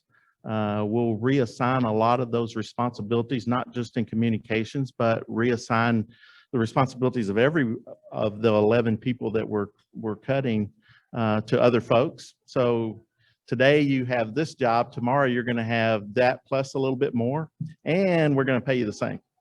And that's the way we'll lead that.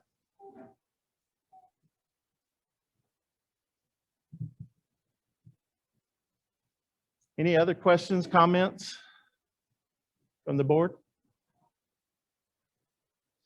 Well, ladies and gentlemen, we're going to just take a real quick break of about 15 minutes.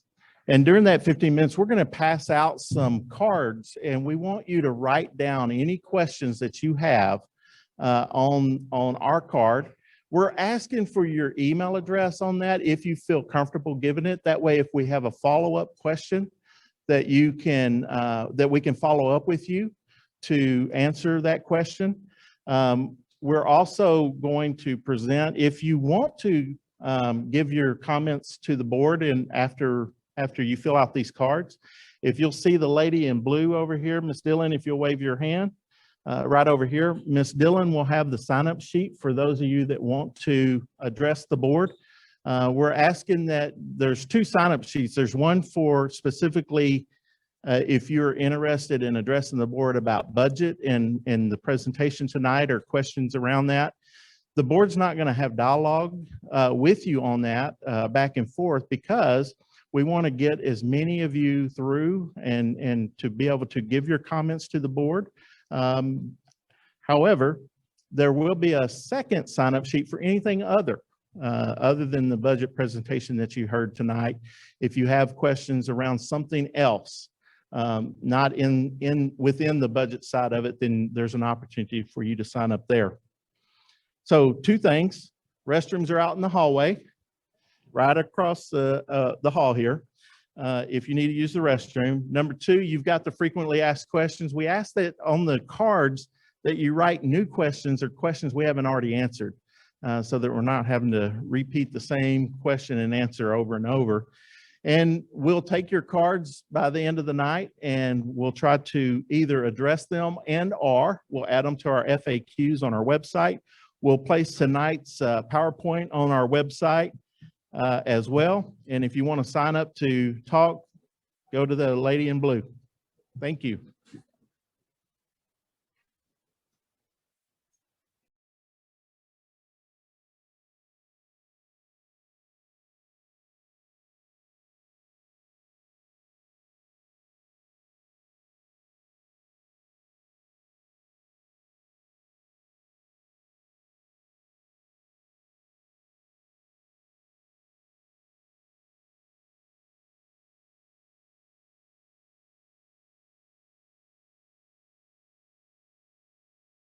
For some very specific ratios and figures, and I'm not going to sit here and try to spin those out to you, but we will follow up with those on our website. So I would rather not give you misinformation, but I'll read the questions and give the best responses that I can. One of them asked, the administrative cuts and cuts in general seem to all be along the low side on average of 85,000. And I'm assuming that was from the 850,000. It feels like they are taking a bottom-up approach, would be much more impactful to reduce from the top and hire a $28,000 admin assistant. So some of the 11, if that is what you're referring to, and I don't have any way to know, are top level administrators, but just keep in mind that regardless of those salaries, which I happen to know are between $25,000 and $165,000, so there are absolutely some of those included, that's someone's income regardless of which level that they are, and that we've structured that in the best way that we can still deliver what we expect and what the community expects. Another question says, with only 6 schools, our school district has more top executives with higher salaries than many districts with far more schools. Why don't we just eliminate one of the top level executives that almost makes $200,000 in salary and that will almost fully fund the 2 K-4 elementaries instead of the K-2, 3-4 model? And my response to that is the cabinet level expenditures relate to the expertise in each area. I know that seems simplistic to just eliminate one of those positions, but we are reducing by 1 staff member at that level that was already included in that information. So we would have to reduce by another one at that level. And those duties will then be picked up by other administrators in addition to their current duties, most of which are mandated by the state and expected by our community. Why is there no pre-K early childhood revenue in the budget? This could be a huge, this could be huge for additional revenue. And so I may not have been clear whenever I was presenting this. Our pre-K program that includes tuition, I'm sorry, I keep looking at y'all over my glasses. Our pre-K tuition program, that revenue, the net revenue for that program is included in our budget. I just didn't line item that out, and we have included an expansion by 1 pre-K room for next year. The additional piece is if the board approves a restructure and we have a facility for early childhood, first we have to have that facility, and then we have to apply for licenses to expand that. So it's not something that I can build in as sustainable, and then we have to enroll and have students enroll. So absolutely gives us a revenue flow for future and possibly within the 21-22. But as I stand here tonight, would be irresponsible to include that in the budget. But thank you for that input, and we absolutely agree. It is definitely an opportunity for enrollment. Another one regarding fiscal and financial responsibility. Why has the administration continued to operate elementary schools at lower efficiencies for many years now without addressing it?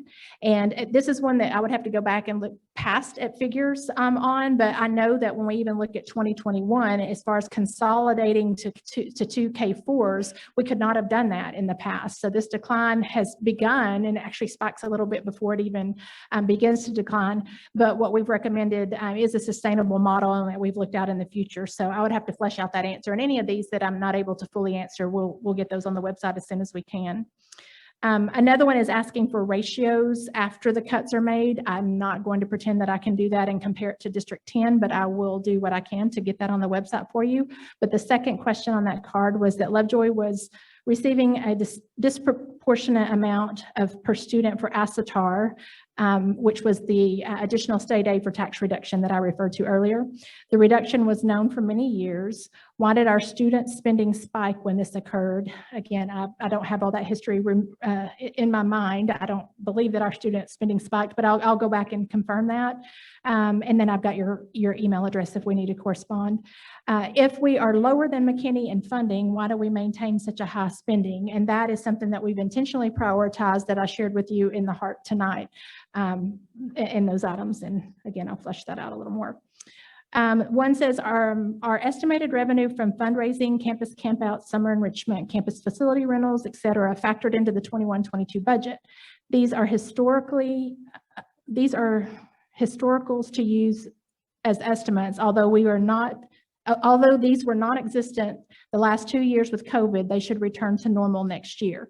And so in response to that question, we did not include the former levels of local enrichment camps in 21-22 as we did as we developed the budget. We can't rely on pre-COVID levels of participation. It's too critical for us to hit our marks on revenue for next year. I am incorporating some of those into the budget, but remember that our budget doesn't start until July 1 for 21-22.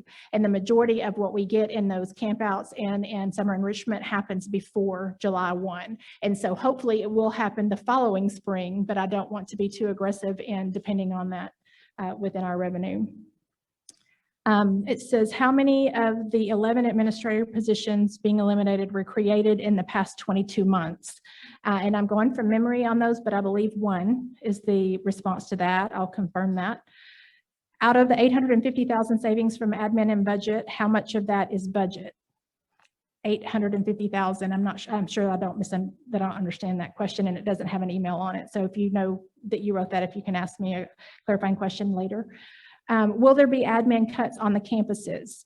Outside of restructuring, there will not be admin cuts on the campuses. Now, making sure that I clarify, if we don't have 3 elementaries, then we won't have 3 elementaries worth of overhead staff in the offices, but we won't reduce the number that are being served right now on the other 2 campuses. We will restructure the way that we service whichever elementary is not serving our K through 4 students. I think that was all of them. Mr. Musers?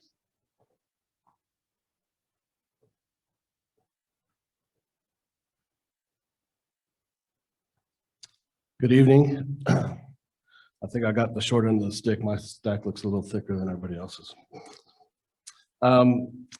First question, how much would getting rid of GT and CAT in high school save the district? Well, let me just first say that we cannot get rid of GT. Students that are identified in special education or gifted and talented we are required by law to serve them. It's just the model that we choose in terms of service. So we do choose a model that's enhanced above other districts in terms of the GT program. For example, beginning in 3rd and 4th grade, students that are identified and gifted and talented have a teacher of record that is either English and social studies GT, or they are the math and science GT. So there are 5 positions. So when we're doing budget estimates, we typically do teacher salaries at about $60,000. So you could say that's $300,000. What that would mean, however, is the regular classroom teacher would then have to have the expertise and capacity to serve our GT students within the regular classroom with all the other students and make and differentiate the curriculum. So we'd be asking quite a bit of our regular classroom teachers to develop that skill and capacity, especially starting in 3rd grade when we start looking at much more specialized content and standards. Our Center for Academic Training at the high school is staffed by 2 teachers. They're math and science certified, which of course tend to be the areas that most students need additional help with. I know I had to kind of tap out with my children about 5th grade when they were doing math. So it's great to have those experts available on the campuses, but that would be another $120,000 more or less of 2 teacher positions. When will they have the demographic divisions of the schools? April 19th is the action item where the K-4 model will be approved. So that will include where the lines are in terms of the demographics relating to the model that's adopted, either the K2, 3, 4, or the 2 K4 campuses. Are the decline in projected student enrollments, including the potential transfer students the district is planning on having? The data that we presented tonight are the demographic studies, the data from the demographic studies that we've had. So those are the resident students. What that shows is the capacity that we have at each level to enroll transfer students. And so our projected enrollment number for elementary, in order to allow them to matriculate through the entire system, if they continue to meet our academic, behavior, and attendance requirements, would be about 80 students in the K-4 program.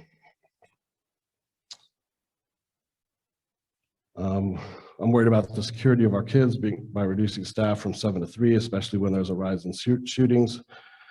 How do you plan to address immediate security concerns, and how do you plan to have them split their time? The model that was shared tonight is really consistent with neighboring school districts. It is not one officer per campus. Lovejoy is very unique in that way. Typically, you have full-time staff at your middle school and high school levels where students tend to have more challenging needs. And then that staff then makes frequent visits to elementary campuses. And so that's what the model is showing in terms of that reduction. How do you know you're going to have lots of enrollment for the pre-K program? If elementary enrollment is down, how do you know people will pay money to send pre-K kids here? Interest and the calls that are made to Stacy Dillon pretty frequently when it's time to enroll for pre-K. We've projected one additional class of pre-K in our budget, which is about $130,000. And again, that's based on the level of interest that's directed at Stacy on a very regular basis in terms of how many seats are available in our pre-K program. This year, obviously, we were limited by the number of students that we could accept based on the COVID guidelines for that program. With those going away as we anticipate, we are confident that we have 2 classes now. We're confident that we could add a 3rd based on the level of interest that's been expressed by community parents and parents outside the school district as well. On the intra-campus free shuttle diagram, there was no stop at the high school. That's true. We would not be able to make an elementary stop at the high school because there wouldn't be anywhere for those students to be supervised until the students, high school students were released. High school is released at 4:15, elementary is about 3:15. So by the time the student got to the high school, there wouldn't be anybody there to supervise them. So we do have our after-school program, Kids First, and that would be an option for this particular question. Has a community fundraiser effort to help right this deficit been considered? We have had, of course, many revenue enhancing efforts over the years, including pre-K, elementary campouts. We haven't dedicated a specific effort for this, although we do have the One Heart, One Lovejoy Fund that was created last June, and that would be an excellent avenue for donations directly to the district's budget.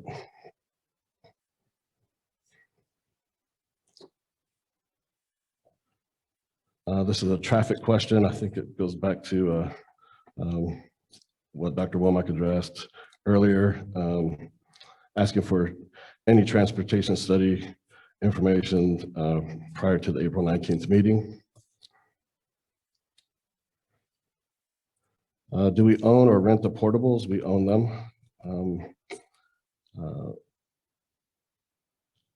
What is the projected income for the pre-K expansion? As I said, one class, which is a revenue of $130,000 for the district. This person made great use of the card. 7 questions on one. Let's see. If the community uproar primarily stems from the elementary restructure and it only saves an additional $300,000 over the 2 K4 campuses, why even consider it? Again, we were tasked with creating the most efficient projections for our school board to examine. I think Mr. Collins did a great job of really explaining and giving a lot of background information about the district's efforts, including this year's budget challenges. How many board members have elementary or younger students? I don't know. We'll have to put that on the FAQ document. What's the future plan other than fee for service and donations if state funding changes continue? Again, this is our effort to create sustainable solutions. The declining enrollment in K through 4 is definitely a current phenomenon, and with demographic projections, it's continuing for at least the next decade. Many of us have been in the district for many years, and both the board and administration were the first to commit to not continuing to be on this roller coaster regarding school funding and the impact on district programs. And so, again, these are sustainable solutions that we know will allow the district to not continue to be in this position unless dramatic changes happen in Austin.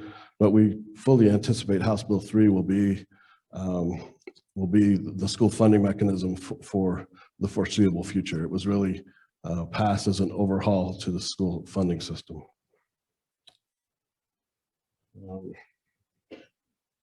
The elementary restructure will continue or accelerate the trend of declining K4 enrollment.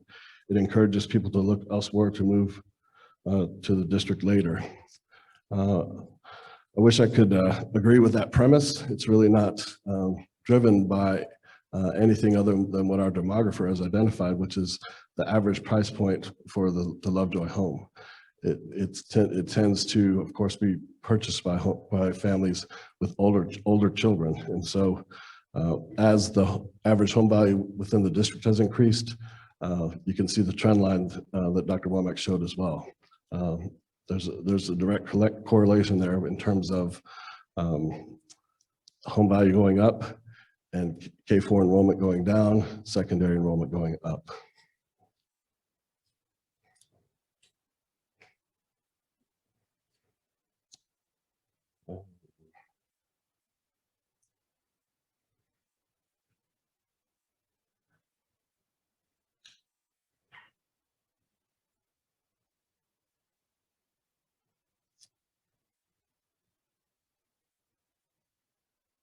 At what point do your Monte Carlo speculation models break?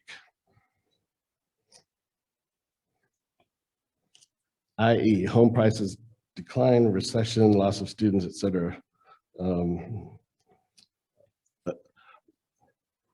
Yes. It took me a while to decipher, so at what point do your Monte Carlo speculation models break?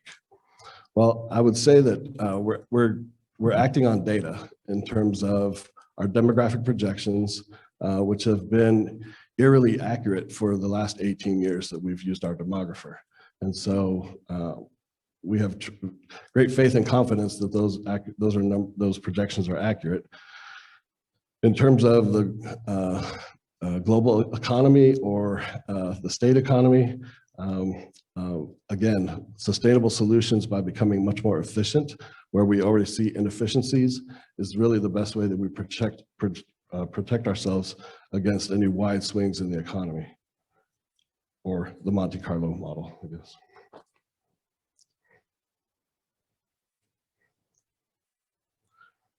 Why were no executive administrator positions on the proposed cuts? Those cuts go a lot further and leave folks to do administrative type work. There are executive administrator positions in the cuts. This person's proposing that athletic fees become adopted as a way to help with the budget. And that's all of my questions. I'll turn it over to the board now.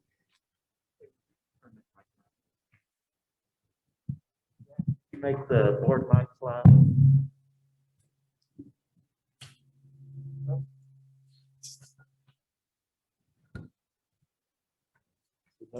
No other submitted questions?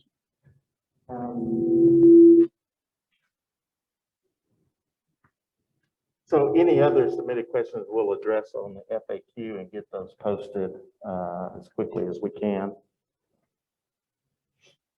Okay, so next up then on our agenda is public participation to address the board.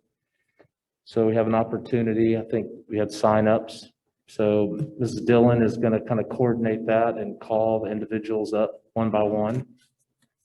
And then again, just ask, just as we shared, we won't give direct feedback. We'll take your questions under consideration, obviously. If there are specific factual information that's not shared or we know that's different, we can address that. And then, or resuscitation of existing policy. So Ms. Dillon, if you'll start with our group of signed up, it'd be great. Thank you.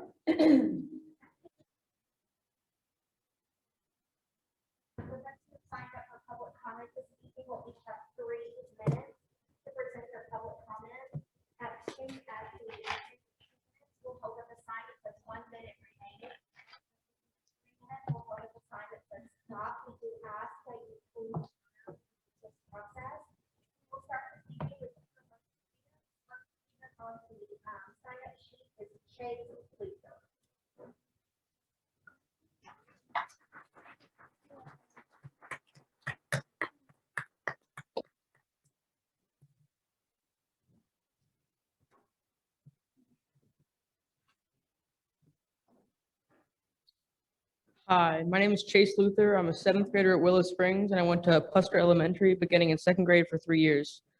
I was taught if I believe in something, I should stand up for what I believe in. I understand that you're thinking about putting kids in a new school every 2 years. When I first got here in 2nd grade, I was very nervous because it was a new school. I wasn't as worried about making new friends. It was more about finding my way, where things were, and how things worked. But as the years went on, I began to become familiar with the school and my teachers and staff. Each year walking in, I knew where all the classrooms were. So after I completed 3rd grade, I knew exactly where my 4th grade classes were and who the teachers were. I knew where the restrooms and where the nurse's office was. And by my 4th grade, my principal, Mr. Parker, not only knew me by name, but my mom and dad too. When my brother came into kindergarten, my mom could come to both our classroom parties and work in both our classrooms because we're in the same school together. But when you change schools, even if all your friends are still with you, you don't have the comfort of knowing where everything is and knowing who everyone is in the school. You don't have the ability to feel like everyone around you remembers you. You can't walk down the hall and see your teachers from prior years. That is why I think you should know that even if we still have our friends in school, it's more important to be able to stay at the same school while you're little. I believe that the more comfortable you are in the elementary, the more confident you become. That allows you to take the advantage of all the options you get as you get older. So we can't disrupt our little kids because it may impact them as they get older. I also know that we need solutions, and I, for one, am here to help create the best for all kids at Lovejoy. Thank you for listening, and I hope this information helps you make a good decision for all the little kids in our district. Thank you.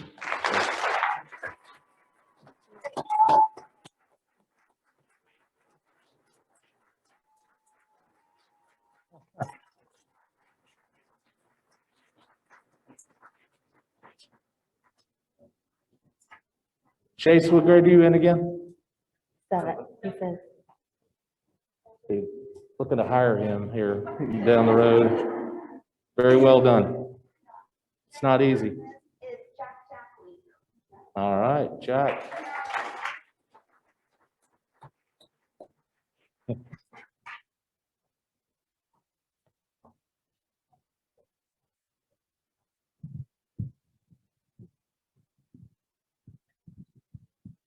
Hi, my name's Jack Luther. I'm a 3rd grader at Puster, and I've been there since kindergarten when I had missed my lot. My friends and I have heard that you are thinking about putting 3rd and 4th graders in separate schools. We talked about it a lot at recess and think it's a really bad idea. That is because when you were little, you want to feel like you know where everything is. It's not just about having your friends with you. It's about knowing every teacher and principal you have. I still go to see Miss Duncan, my 1st grade teacher, every day. And if I couldn't, it would make me so sad. Every single teacher at Puster knows me, and if I was, and I'm not nervous going to Puster every year because I've been there since I was little. I know and love my school, and I know it loves me too. I also will be in 4th grade next year, and I want to have Miss Duncan again since she is there again. And I also want to be a leader in the school. When you have kindergarten kids and 1st graders there, we can be good leaders to them. And that is what we want to do when we are in 4th grade. If you only have 3rd and 4th graders, it won't be a chance to be a leader like that.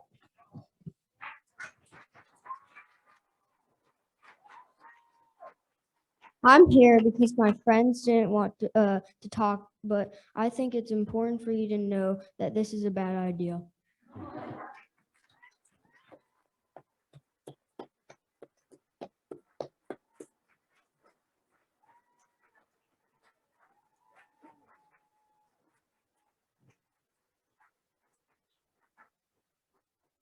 Chase, you're gonna have some competition, my man. Good job, Jack. Well done. Thank you. I know it's a little past your bedtime. So thank you for sticking it out, buddy.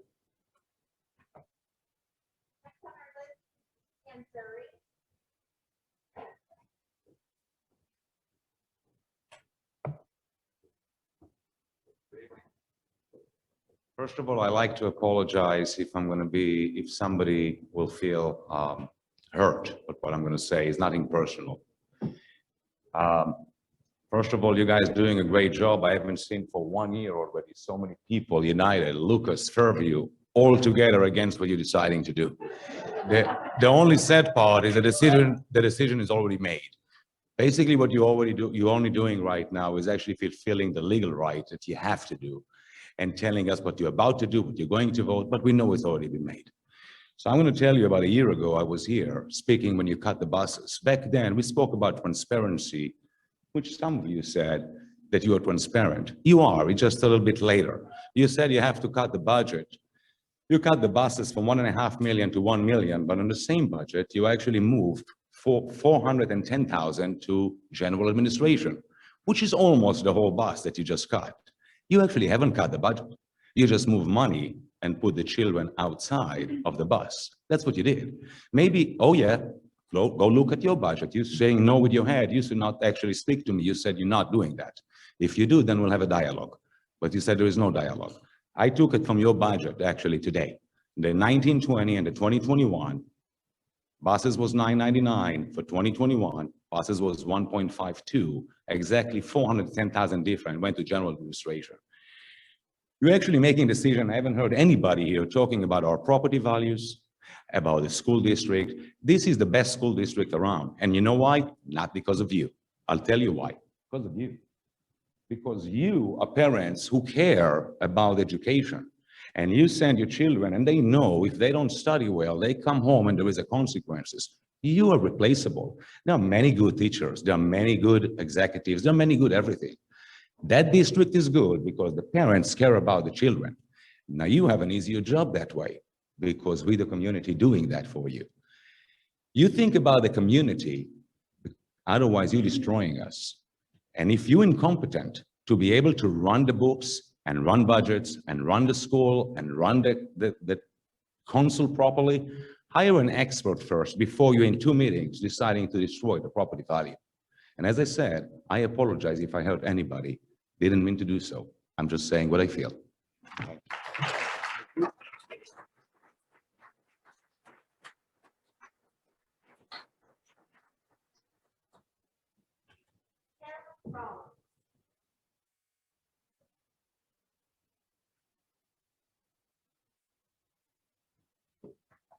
My name is Kim Rollins. A group of moms and I decided to create a survey. We wanted to take a little bit of emotion out of a decision and put some numbers to it. We made the survey to gauge the community's point of view on the elementary restructuring proposal. Obviously, we've talked about what that proposal looks like, so I'm not going to rehash that. Let us be clear, though, we'd love to continue with 3 elementary schools. We also understand that 60% capacity at those 3 schools is inefficient. We had about 398 parents respond to that survey. It represented 353 families in the district. More than 10% of these people that responded don't have elementary age children or even children in the district. 90% of those people were against the proposal in front of you. 72% of those parents would actually be in favor of the restructuring if it included 2 campuses that included a K-4 model. Could you repeat that? Percentage? 72% of that 90% would be in favor of restructuring if both campuses were K-4. If the district decided to no longer service K-4 together in elementary school, 41% of those families would consider moving out of the district or to private school. That 41% represents $1.5 million in lost revenue if they just move their elementary school children to private and keep their older children in the district. Not included in this number are preschool families that haven't even hit the ground running at kindergarten yet. If even only a third of those, because let's be honest, if we're sitting behind a computer answering a survey and we're highly emotional, we can make decisions that we probably may or may not follow up with. But even a third of those actually sent their elementary school children to private school, that would be almost double the $300,000 difference between a K-2-3-4 model and a K-4 model. These are our numbers. I can certainly email you the actual data and numbers behind them. And I'm happy to provide you more detail so that I'm fully transparent with the research that we did. I would ask the administration to share the results and research you've done to investigate the potential impact of this proposal and what it would have on our district, our community, and more importantly, the impact that district's stated goal of excellence in education for our students. Thank you. Thank you.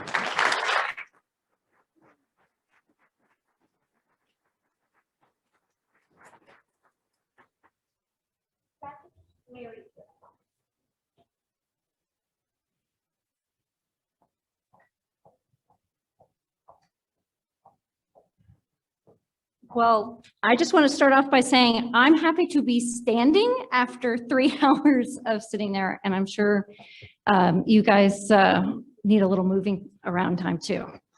But also, I just wanted to mention to Kim Rollins' point that parents also know how to homeschool their children or send them to private school because of the last year facing COVID and having to consider those options or doing those options, which you saw in the data that showed how many kids had unenrolled this year.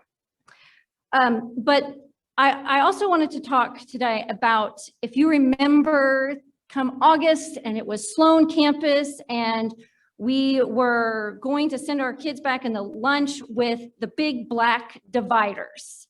And parents got upset by that. They rallied together by that. And because of that, they wanted clear. And we were able to rally together as a community, find a donor. It didn't cost the community or the budget at all because it was donated. So I just wanted to remind that because we are really good as a community about coming together and about finding solutions. And we have so many great resources. Who knew that we would even have a resource to do that, and it didn't cost anything from the Lovejoy budget. So one thing, or actually three things I wanted to bring up today is one, create a parent volunteer task force to advise on the budget and have an extra voice for the community. So an extra task force that can answer questions for the community, be an expert. We have so many great resources, like I was mentioning about Sloan, and I think we can really utilize that. Secondly, create a pre-K volunteer task force to make sure that our fee-based program is the absolute best that it can be, because that will generate revenue. And that is something that can help on future programs. We have a ton of parents, including me, who are very opinionated on what that should look like. And I'm sure we have great resources that can provide feedback and make it very appealing to all the parents in the community who have preschoolers. And the third is just as the admin has sharpened the pencil on our budget, my call for tonight is that the foundation, the Lovejoy Foundation, do the same. That each budget line item should be examined and reevaluated. Parents, unfortunately, right now, we don't want books or iPads or grants. We want teachers, and we want our schools to stay intact. Thank you.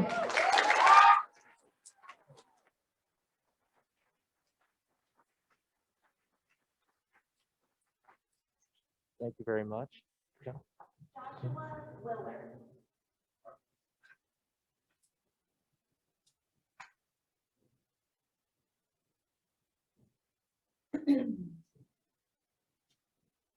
Good evening. Thank you. I'm Joshua Willard. I've currently got a junior and a 8th grader. Frankly, if I would have known the last year would have looked like this, I would have put them in private school for the last year. Would have hoped he would have been back in school. We tried to send him back to school. That didn't work. We promised our kids we weren't going to move before they graduated high school. We are seriously considering taking back that promise. We moved here because of Lovejoy. We bought the big expensive house because of Lovejoy. We will move out to a cheaper home and put them in private school. Lovejoy is this community. It's a perpetual machine that keeps this community going. If you kill that machine, the community is going to go away. So I would say when it comes to any decision, because I don't have a dog in the elementary school fight. I've driven country club. I would dread having to drive to all those campuses. I would definitely be for the K through 4. But with that being said, I own a business. Revenue was down 40% last year. I'm a doctor. I clean my toilets. I mop my floors. I wipe the windowsills so that my money went to keeping employees where the rubber hit the road, direct contact. So this may be a naive statement, but when it comes to cutting the budget, we need teachers teaching kids in classrooms. All the other cuts need to be as far away from that as possible. So I realize that's people's jobs, but we've been in a lot of school districts, seen a lot of different models. The quality of the education tends to be inversely proportional to the size of the administrative staff at district headquarters. That's just my observation. When it comes to the security officers, frankly, I'm concerned. In this day and age, not having a security officer at the campus, hoping that they can get down country club to respond is, I think, a bad option. And I was at a high school with 2 security officers. That wasn't enough to keep us out of trouble. So if that cut has to be made, I would like to know what are the options that are going to be taken so that there is staff on campus able, willing, and trained to respond to conditions that might arise if the security officer is not there. I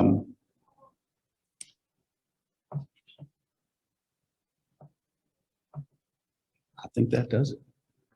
I don't know. Do you have extra time? Thank you.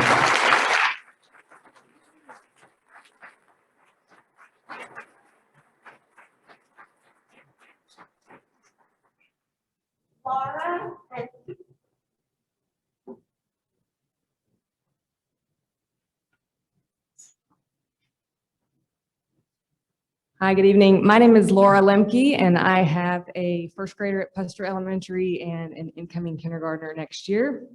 I have not spoke publicly since I quit my day job a couple of years ago, so bear with me. I have questions, concerns, and comments regarding the proposed restructuring, as so many concerned parents do. You put up a list of school districts that do the Princeton model, the K through second, third and fourth. My high school was on there, and there's a reason I live in Lovejoy ISD and not back in my hometown. So in comment to that, what questions I have are, what do the morning times look like for these shuttles? What time are our kids going to have to get up? How much earlier will they have to get up to catch a shuttle to their school? And by how much time exactly will drop off and pickup times be staggered at Puster and Hart? The model that Dr. Womack showed uses 4 buses, and we want to know what is that based on? Has the district determined the number of siblings split between campuses to give us an estimate of the maximum number of students who would potentially need these shuttle services? And if we need more than 4 buses, can the district afford that? What is it going to cost? What is the cost of the 4 bus model? And doesn't that negate the savings generated by the Princeton model? Fourth, will it physically be feasible to drop off and pick up our elementary students without using the shuttles? And what data, like traffic impact studies, support the district's answers on that? And lastly, if it does not, does the board believe a model in which it's physically impossible for parents to drop off and pick up their children from Puster and Hart without utilizing district provided shuttles? Is it in the best interest of our current elementary families and attractive to those prospective elementary families coming in? Thank you. Thank you.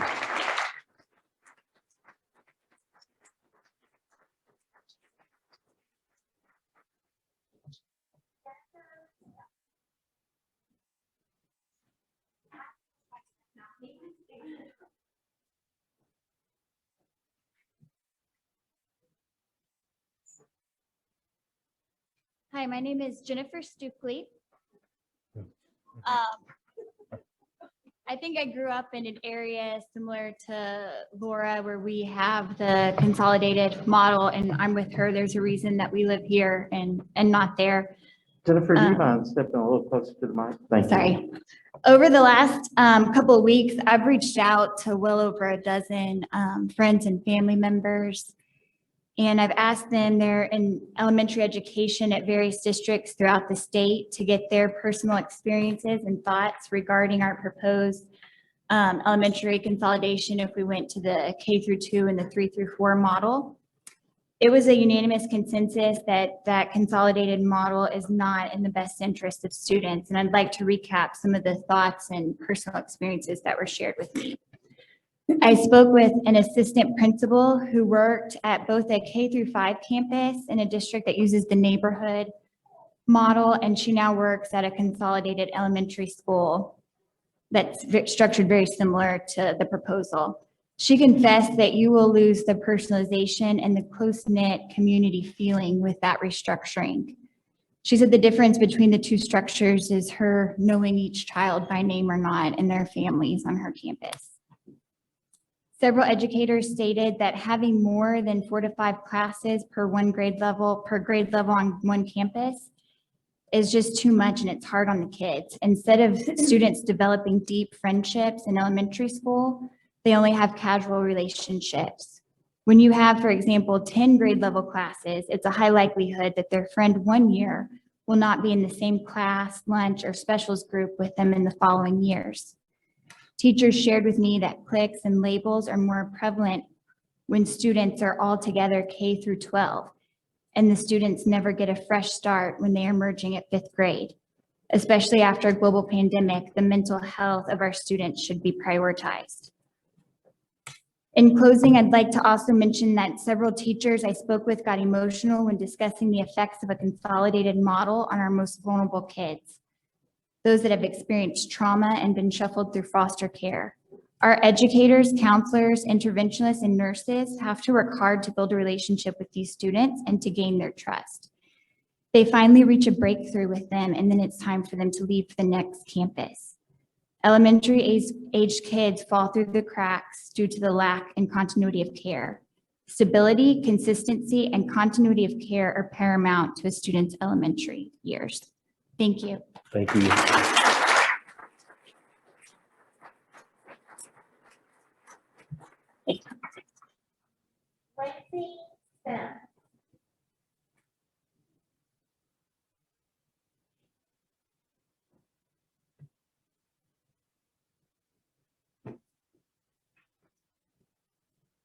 Hello, I'm Lindsay Sims, and I actually went to Lovejoy here when it was just the red building and small school. Lindsay, would you mind coming a Sure. little closer? Come Eric closer, just yep. hit on one on too. And so my only comment is regarding cutting security. I don't really care what other schools do that may have swayed your decision. I think all of our children and teachers deserve the security and protection of an armed officer at school in case a terrible tragedy may strike. I don't understand the thought process behind keeping extra electives or if it's at the expense of our children's safety. I call on the school board to find a way by any means necessary to keep the security officers, and I'm 100% sure you can figure that out. If it takes the community or the PTA to step in to fundraise, I'm certain that we will. I just don't believe that this should even be an option. And the proposal of cutting the security just does not really fit the motto of doing what's best to serve our students. Thank you.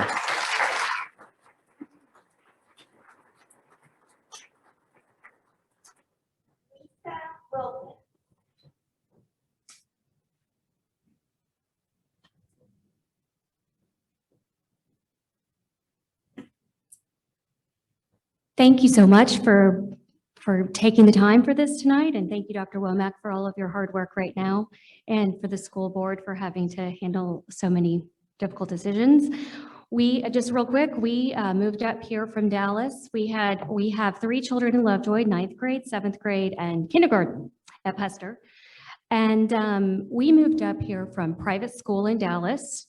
We lived right next to Hockaday. You know, we had wonderful private schools at our disposal, and we wanted something different. We loved the unique combination of everything that was here, from larger lots, more natural beauty, combined with incredible schools that were some of the best in the state. We, as Stacy knows, and Mr. Winkler and Mr. Parker, they took extraordinary amounts of time to allay our fears of making any change and researching everything. And they were so kind, and we would not have moved up here if the K-4 model was different. We also wouldn't have moved up here if the GT structure that we currently have wasn't in place with the separate classroom. You know, the way it's structured now was very attractive to us, and that has been a phenomenal thing for our children, and we wouldn't have come up here if that was not in place. But I wanted to reiterate, you know, with Andrew in kindergarten, we kept him home and homeschooled him in the fall. I did. And then we brought him back once vaccination happened for me. But as much as it pains me to say it, I would explore private school options for Andrew if we did this separated model. My parents are both educators, and I just wouldn't want to be in that kind of a community feeling for those younger years. And we love Pester and Mrs. Haynes. So I just wanted to reiterate what a lot of other people have said, but just explain, you know, how we have this perspective coming from Dallas and being in the private school setting. And we just think that Lovejoy has something so special. And we have loved it, and the teachers and just the whole community. And so please do everything you can to over communicate as you do, and be very cautious before we make such a drastic change like that. Thank you. Thank you.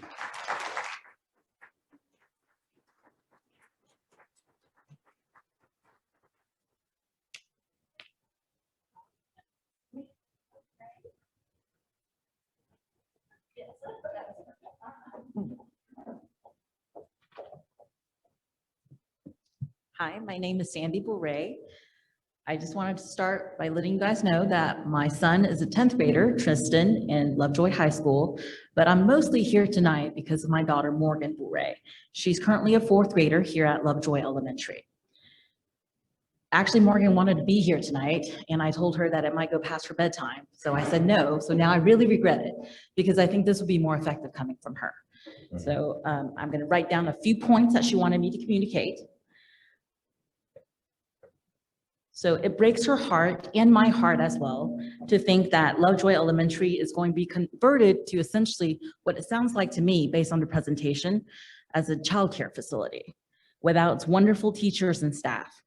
When we moved here to Lovejoy ISD from Allen ISD just down the street, Morgan was very anxious about starting school. She was kind of a loner, but now she came out of her shell. She loves school. She loves all her teachers. And we consider ourselves lucky to be able to consider the wonderful community of Lovejoy Elementary and all its teachers and staff as part of our own family.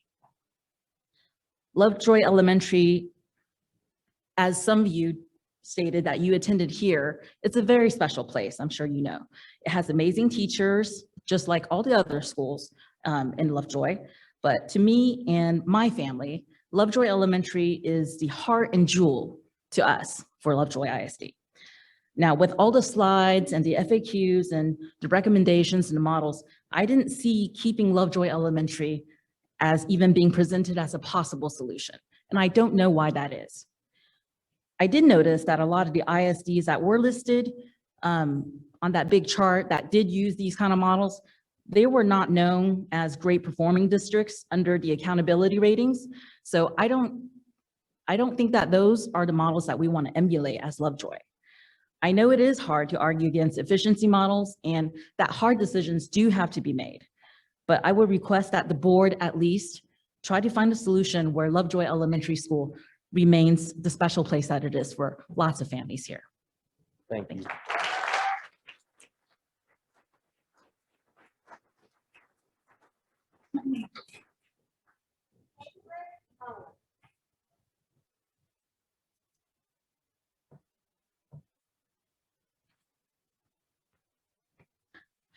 Good evening, board, interim superintendent. I walked in as you were speaking and I heard you online and emailed Stacy to see if I could come and speak.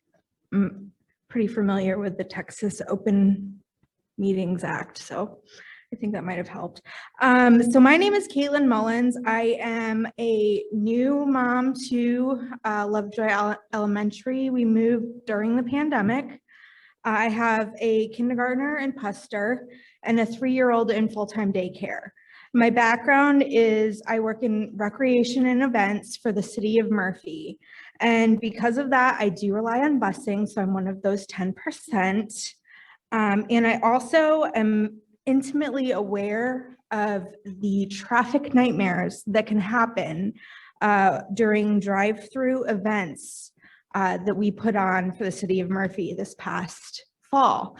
City of Murphy events are actually held on North Murphy Road, which is a 6-lane road. Okay, so compared to country club, it's a little bit different. So I'd like to speak today about, or this evening, about the traffic nightmare that was admittedly stated during your presentation, interim superintendent. And also to answer to the lady in the pink top, it's a really pretty top. To answer your question, it will not be feasible. The shuttles are going to add an additional layer of complexity to the pickup process, guaranteed.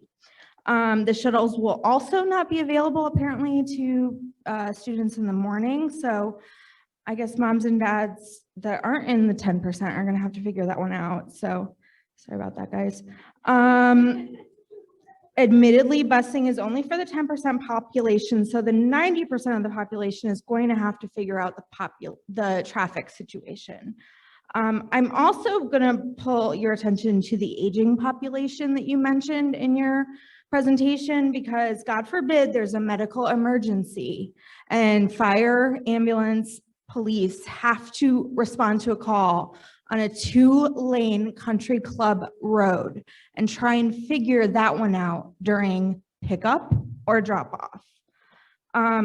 Also cutting security on top of that, I'm just not sure if that's a practical idea to see this to come to fruition. So I appreciate that you guys put together the most efficient projections financially, but I just don't think that you actually took account of the most efficient projections practically. There's just no way. There's no way this is going to work. You're welcome. Thank you. Thank you.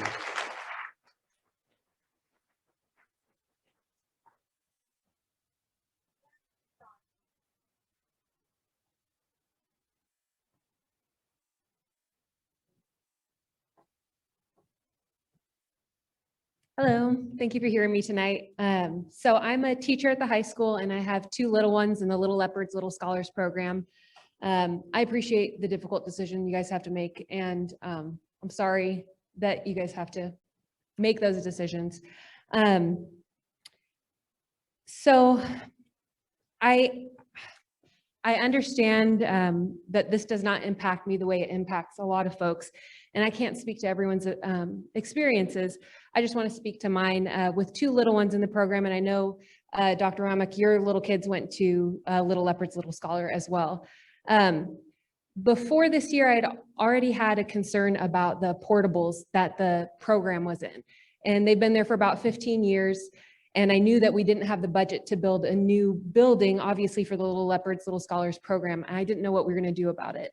And the little ones out there, if there's any bad weather, any security threat, tornado, hail, they are put into cribs and wheeled out across the grounds to the Jovi Hart Elementary. And they're doing the best that they can with what they have.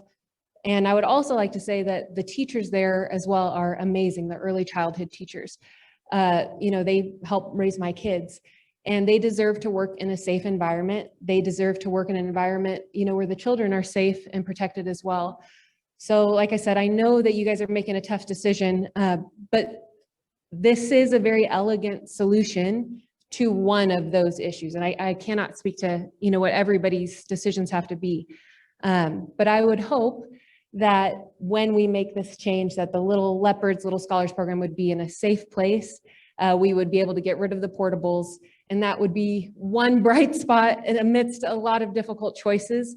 But that would benefit a whole program with excellent teachers, with excellent staff that mean a lot to the Little Leopards families. Thank you. Thank you.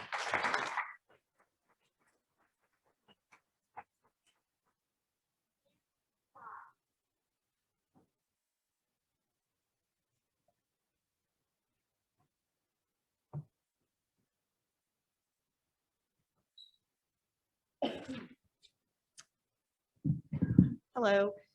My name is Anna Sides, and I'm not here to bash y'all. I know y'all have a rough job. Don't want to do it. Glad y'all are doing it. Since I was told that the changes proposed is a business tactic by several people and to keep emotions out of it, let's talk numbers. So our hardworking, amazing teachers cost us about $10 million for over 178 teachers, which averages about $57K.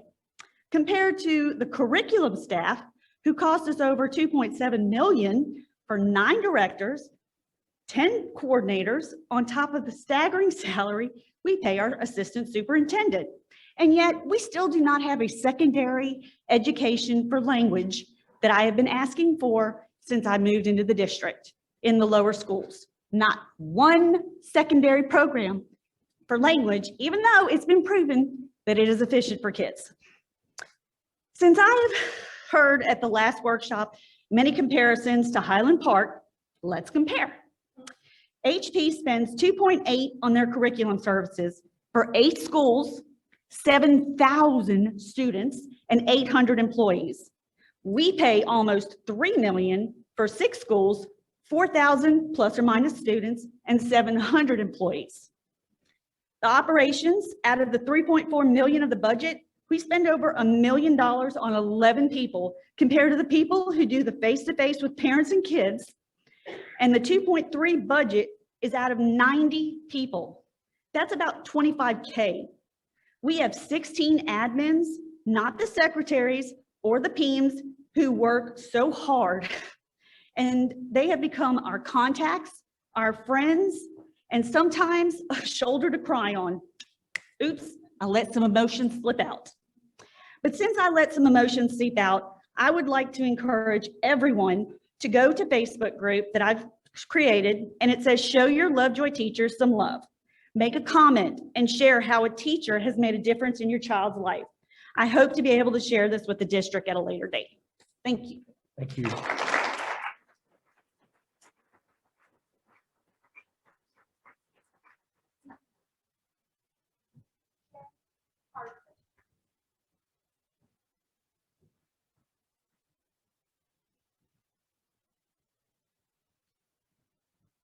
Hey, good evening, everybody. Thanks for staying late for us, and thank you for your service to the district, and thanks for listening to all of us, and thanks for your responses to the emails, and I know there's been a lot going on, and as the previous speaker said, appreciate that y'all are doing it. So I know it's not what you signed up for exactly, but it's part of the job, and thank you for doing that, and thank you for listening to us. I can't top what was shared by the students earlier. I thought they were amazing. Some of the other parents who spoke. And so I don't want to just regurgitate what they said. But I also want to share, all of you are parents and you want to be involved in your kids' lives. And for us as parents, we want to be involved with our kids' lives. So they could be shuttled around, but that means less time with them if they're on shuttle buses. It's not just I saw some 4-minute transfers. Well, it's not just that. They got to get in line for that and then go in line for another one. It's a lot of extra time. And then for us, want to be involved with the schools. I'll never forget when my firstborn was going to Puster. There's another parent, Kyle Smith, reached out to me and said, hey, you need to be a watchdog. And I was like, I don't know, what is this? And it sounded terrible, but I did it. And it was a good experience. I spent the day and did all the things watchdogs do. But now, we have 5 kids, and with this plan, they could be in 4 different schools.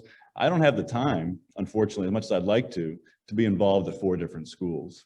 It's just too much. And for working parents, even parents who have the hardest jobs at home, that's just a lot to be involved in all those campuses with field days and volunteering in the library or other places, doing meet the teacher nights and doing all the parent teacher conferences, going different places. And we're all looking forward to the day when COVID's gone, we get back on campus.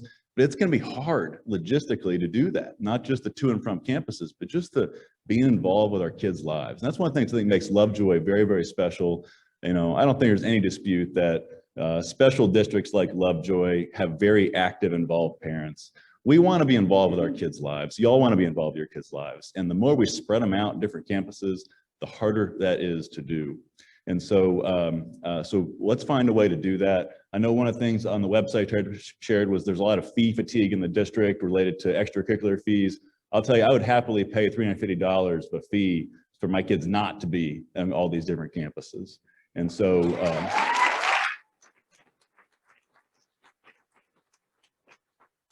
and I know that we just want to be involved with our kids' lives. So thank you for your time, and appreciate all you're doing for us. Thank you.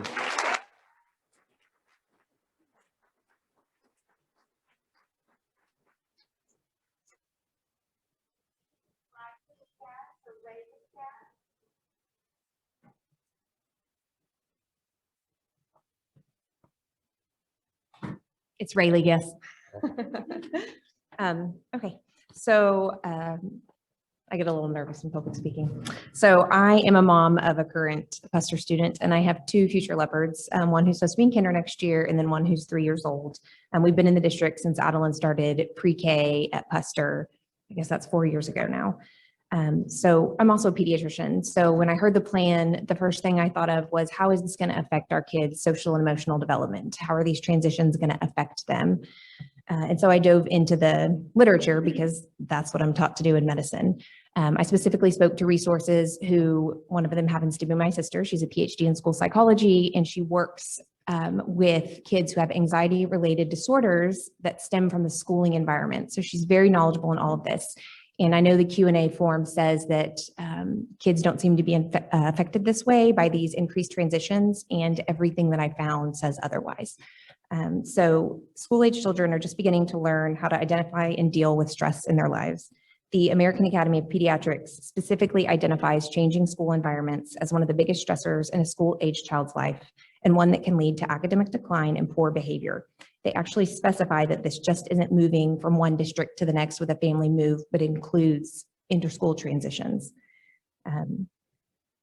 Some people will cite the theory of stress resiliency in kids that, we have to put them through these things to make them stronger. And that has been proven in older children, middle school and high school age, but not in elementary aged kids. Their brains just aren't developed enough to handle the stress in that way and have good come from it.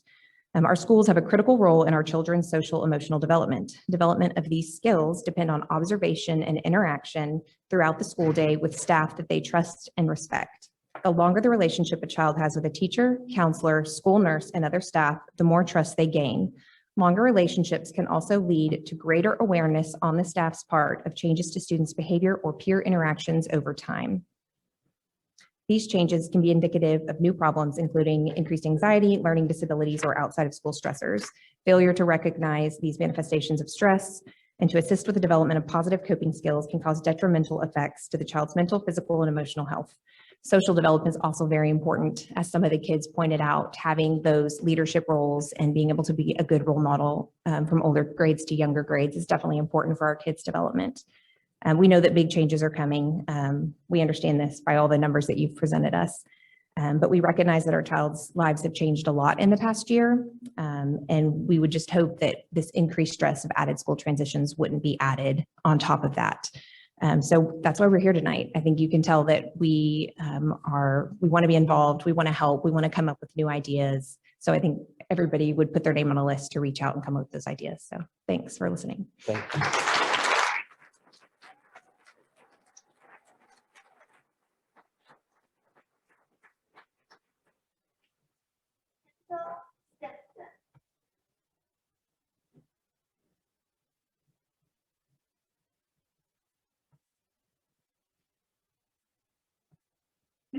Good evening, board. Thanks for being here. Thanks for listening to us. My name is Kendall Simpson. I have 3 children currently enrolled at Hart and a 2-year-old future leopard. I share questions and concerns with many members of our Lovejoy community about the proposed elementary restructuring. After tonight's presentation, some of those questions and concerns remain unanswered. I ask that the board listen, consider, and answer the following questions before its vote to irreversibly alter our elementary educational format. What is the impact of not recapturing the $300,000 savings delta between the Princeton model and the K-4 model? Is it insolvency, or can we recapture these funds? Can that be delayed for a year or solved in the short term through capital contributions while taking time to configure a financially sustainable solution that is also logistically workable for elementary families? The FAQ website gives us the capital contribution per family and per child it would take to eliminate the entire $6 million deficit. What would that amount be to just cover the $300,000 savings delta? And has the board or the district reached out to families to explore the tenability of this option? What data does the district have to suggest that the Princeton model is a superior or even equivalent learning model? Per the FAQs published on the website, there are over 100 school districts in Texas who have implemented a K-2 campus model. Do those campuses have multiple campus transitions after K-2 like Lovejoy would? Or are transitions minimized after 2nd grade? How do those districts rank statewide? In other words, does it matter how many school districts are using the Princeton model if it's not producing the exceptional results Lovejoy aims to produce?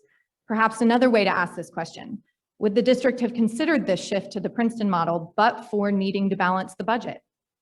What data does the district have to support the need to be mindful of fee fatigue? Is fee fatigue a quantifiably larger threat to student enrollment and in turn Lovejoy's ability to maximize its state-based revenue stream?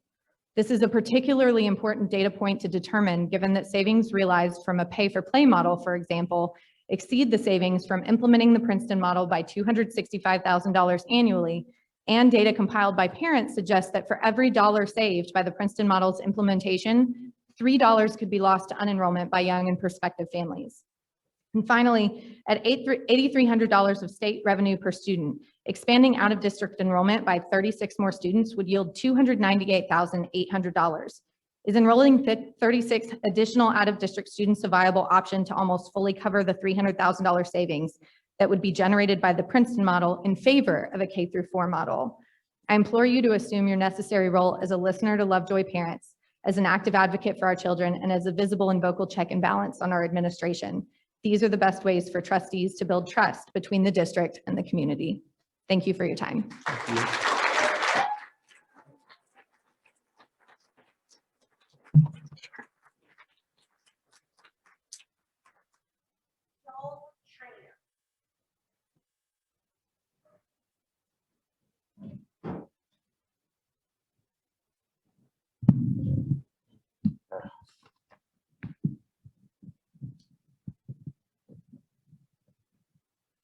Good evening.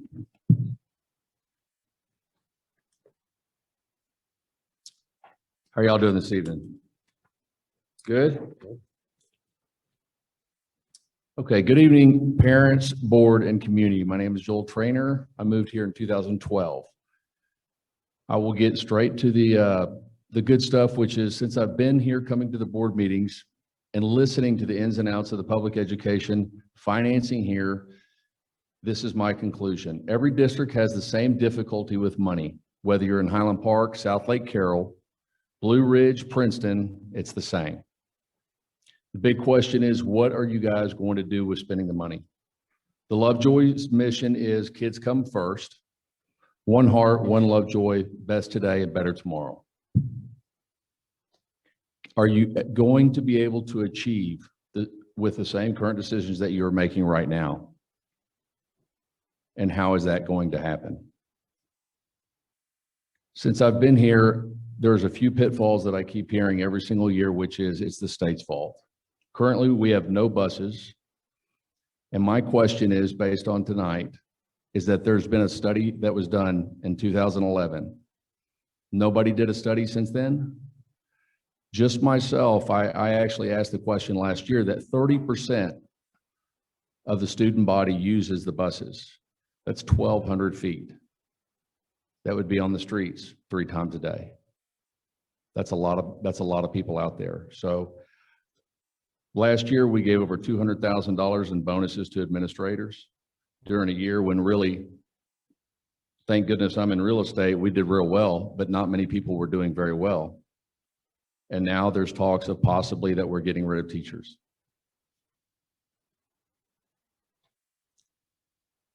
Since I've been here, I've been extremely happy with my kids' experience at the school. So I don't want you to think that I'm the big bad wolf and I'm complaining all the time. My kids are not in the district. You guys all know that. But I'm here to help out. My suggestion for you guys for the next superintendent is to pick somebody that has run an administration and not in the school business. Somebody in the military or somebody that is a retired CEO that can come in here and sift and sort and figure out what they can do to get everything run properly. Thank you very much.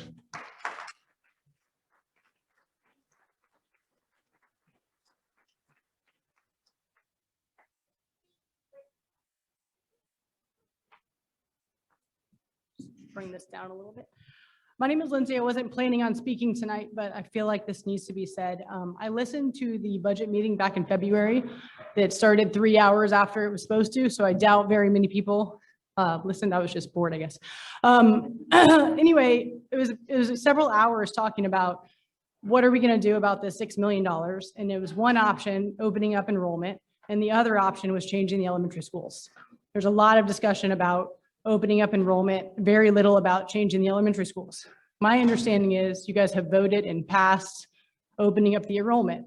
So I don't fully understand why we're even having the elementary school discussion, because it was either or. There's 2 arrows, this way or this way.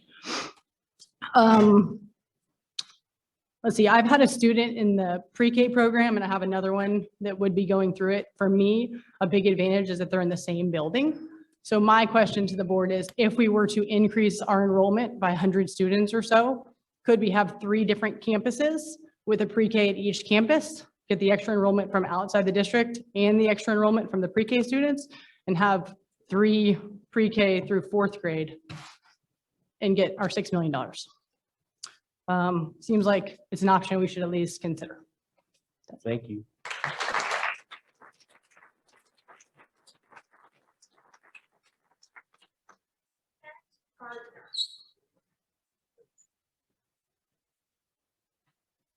Good evening. I'm Kent Gardner, 700 Elk Ridge. I will not get many applauses on this one.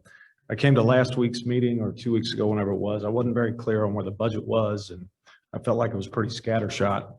But then Shay did a wonderful job of presenting where the budget was and how things fell in line. So I just think we're stuck. I think we got a major issue. I think the critical thing to remember is the heart, which makes things special here at Lovejoy. I had a young child that went through grade school and has had to lean on that heart all the way through.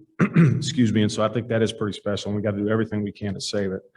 I think with COVID, the future uncertainty, the fact that kids coming in at a young age are dwindling and the kids going out at the higher age are falling out. I mean, we're going to have to restructure. You have to do something. If you don't do it now, it's inevitable that you will have to do it at some point, in my humble opinion. The big issue I had at the last meeting was the superintendent. The gentleman just mentioned that. You listed 10 qualifications for the superintendent. Number 7 and number 10 were really specifically around the financial acumen of that leader. That does need to be moved up, very much so, because we're going to have these issues in future years to come for sure, in my opinion. The reduction in force, I think, is needed.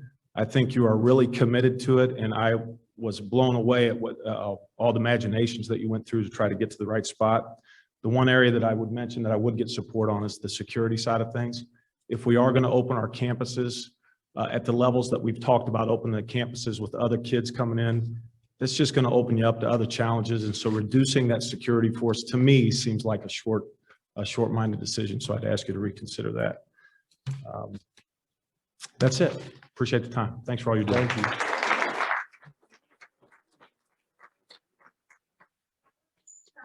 All on the,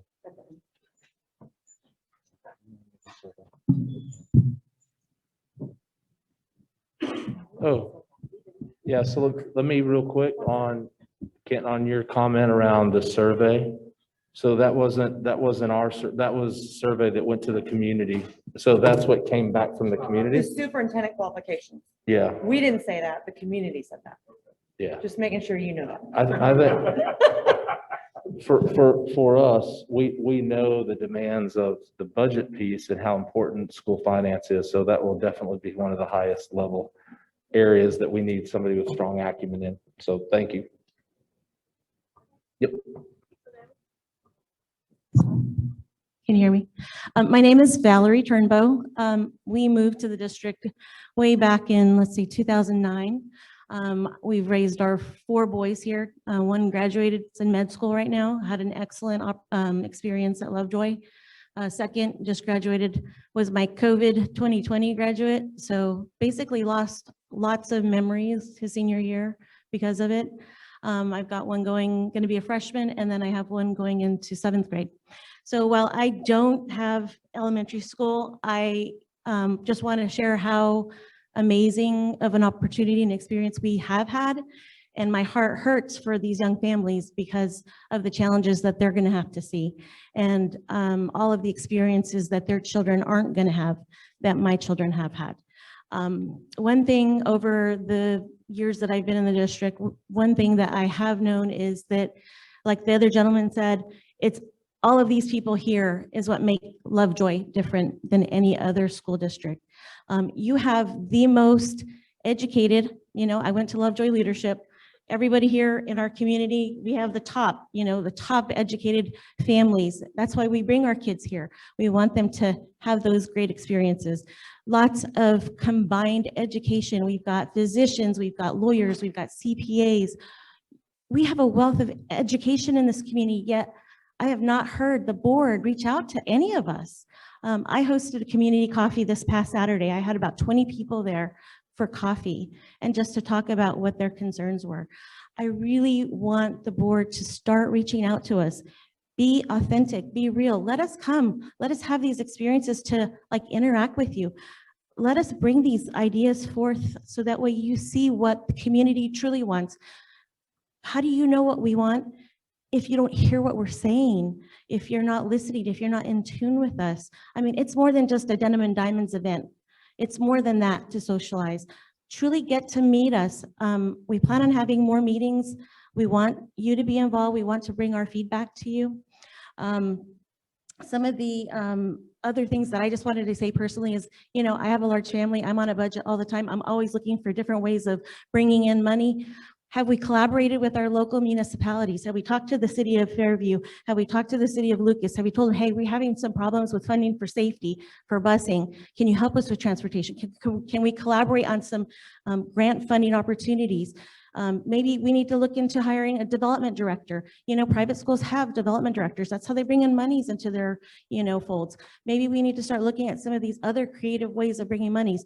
One way, just off the top of my head, if we're paying so much in property taxes, why can't we rescind that tax rate and bring it down? Give our taxpayers some relief, so that way we have those extra monies that we donate directly to our school instead of it going away to Robin Hood. The other thing I just wanted to say real quickly is I've been married 27 years to my kindergarten sweetheart. So lots of memories happen in kindergarten and in those elementary years. So let's keep those memories for our kids.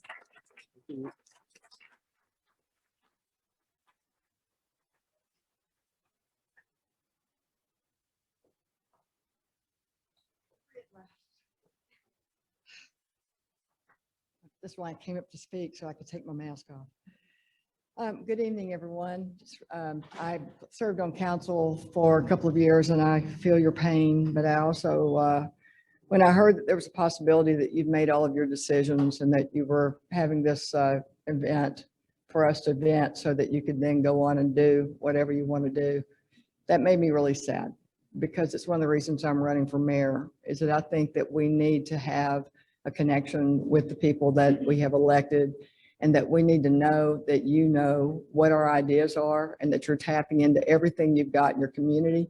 And when you get a community like this, we're lucky. I mean, you know, we're dealing with the problems other people are having, and it's going to get worse because we have so many people moving here and living in apartments. It's on the board for 2,000 apartments in Fairview. And we don't want 2,000 apartments, but we may have no choice.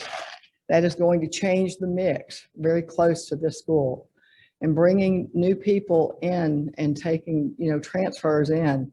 We've got to be very strategic about how we handle that program so that we don't start getting bullied into things that we weren't planning for this district. My biggest thing I'd like to say is that Lovejoy should stick with what we do best. We're not a daycare. We are an education system. And you also need to remember that the demographic for this elementary school is the densest demographic out here. You're affecting more people by moving the kids from Stacy Ridge and for Country Brook. I've always wondered why Belgrove didn't get to come over here too. I'm sure it had a population issue. But to not consider the fact that they're used to coming right up the street over here, that they can walk to school, and we're going to now make them split up, or even if it's 1, 4, 3, kindergarten through K or whatever, if they have to go to Hart, they have to go to Pusser, that is absolutely inconsistent with thinking about their needs at all. And you also need to think about this, is that the parents are part of the, if they're not productive, we're done. We can't lose kids because the parents are not productive. And so anything you do that makes that more dysfunctional, that's a problem too. So I just encourage you to rethink this. Her idea about the buses, we actually talked about that the other day. Y'all should have called us. I mean, we have 4 cities that feed into Lovejoy that all are responsible for public safety. There's also the EPA, environmental issues with driving all these cars instead of putting kids on the buses. We may have other sources, so we need to get more creative. Thank you so much.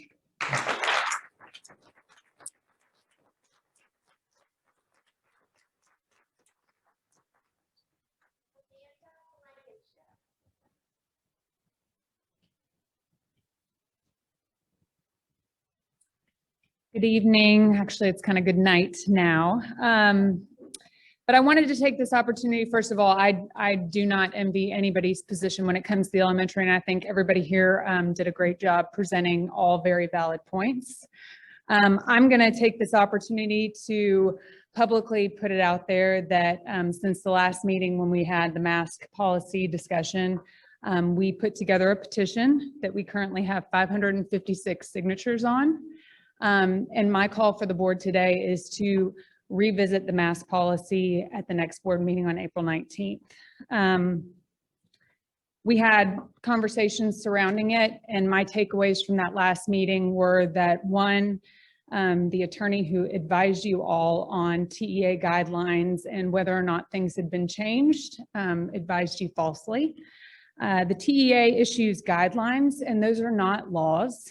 And that is the reason, which I actually kind of found it coincidental, when you pointed out earlier, Dr. Womack, the schools with similar grade configurations that you were comparing for the Princeton model. There's 101 schools.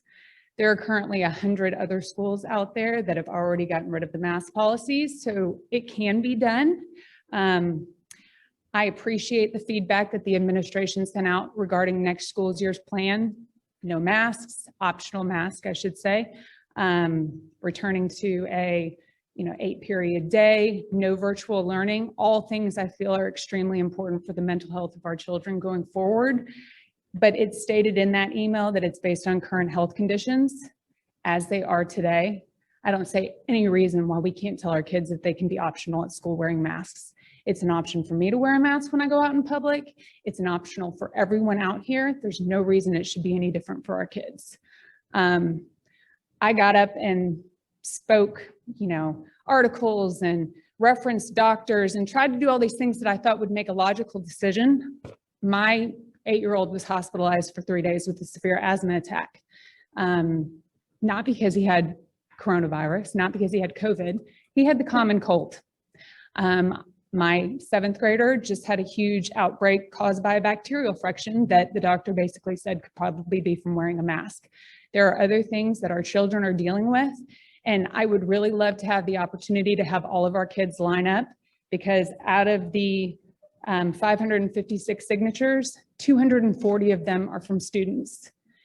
At our last meeting, Ms. Smith, Ann, I believe you mentioned that you were overwhelmed by the 28 emails sent to you from students. That's 240 students that have signed this petition that want to have the option, along with all of the other parents. So I'm asking you to put it on the board meeting for April 19th so that we can have the option to just let our kids finish out this year and position them to start next year off back to pre-COVID normal life. Thank you. Thank you.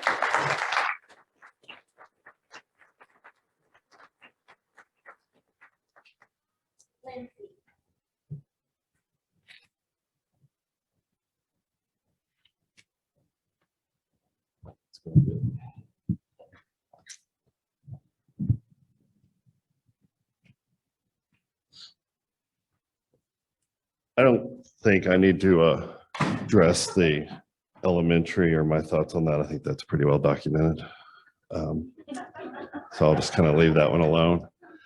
And I get a little emotional about it, especially about our teachers. So I'll just drop that one. What I want to address is the perception of communication. It's been touched on a little bit by people here, but the board and the administration has a perception problem, and they have a communication problem, and it needs to be solved. It started with Ted Moore. Brenda Brizos, I think was her name. We all thought she was crazy. We were all made to think she was crazy. We were told she was crazy. The state disagreed. Ted was the greatest superintendent ever until he became a predator. There's been several different things like the cell phones. We're going to get tons of surveys about, does the middle school need a cell phone? But then when you cancel buses, it's, oh, by the way, we cancel buses, just so you know. This is a problem. This is a communication problem, and it's causing a perception problem. It has caused many of us to analyze and pick apart every little thing you do because you're not communicating with us. You're not telling us ahead of time. You're not giving us the information in a way that we can work with. You're not working back and forth. Somebody said, get together and let's talk to us. I understand that Facebook is not your ideal. Okay, it's a public forum. This is a public school. Get public with us, answer the questions. Tell us what you can't answer. I know there's things that the school board can't say. Not everybody knows that. So if somebody asks a question, say, I'm sorry, we can't answer that outside of a meeting, or we can't talk about that. But communicate to us, educate us. You know, don't tell us to just email you. Because what if my question, everybody else has the same question? Put it in a public space. Give us the FAQ is a good start. You know, the frequently asked questions, that was great. That was a good start. Let's do more of that, because there is a communication and a perception issue that needs to be solved. And so I would just say over communicate, and having transfer student parents have to sign hush agreements is not a good start. That's all.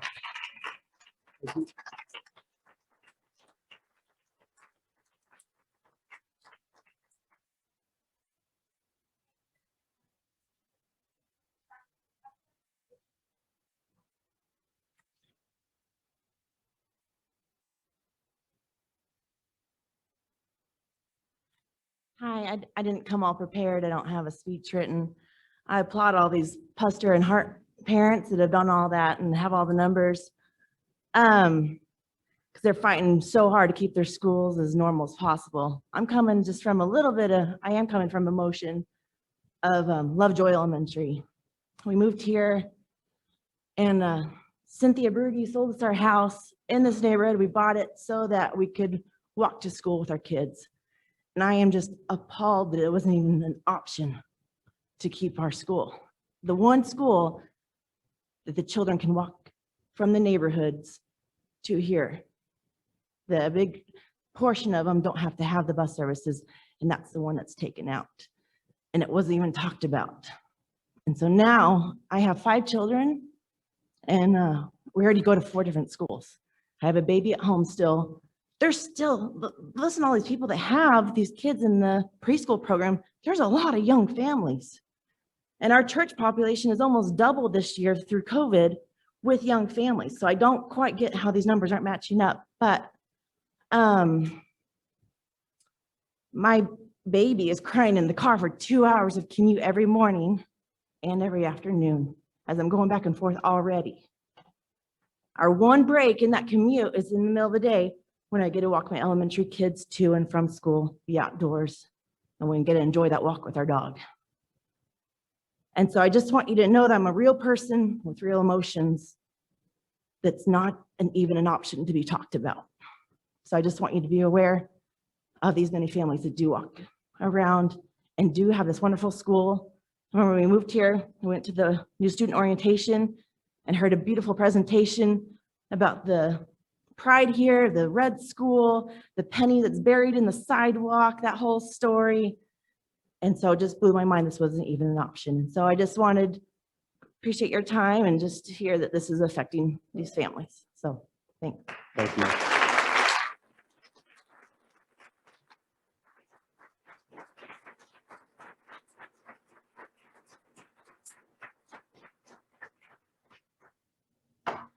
That's all.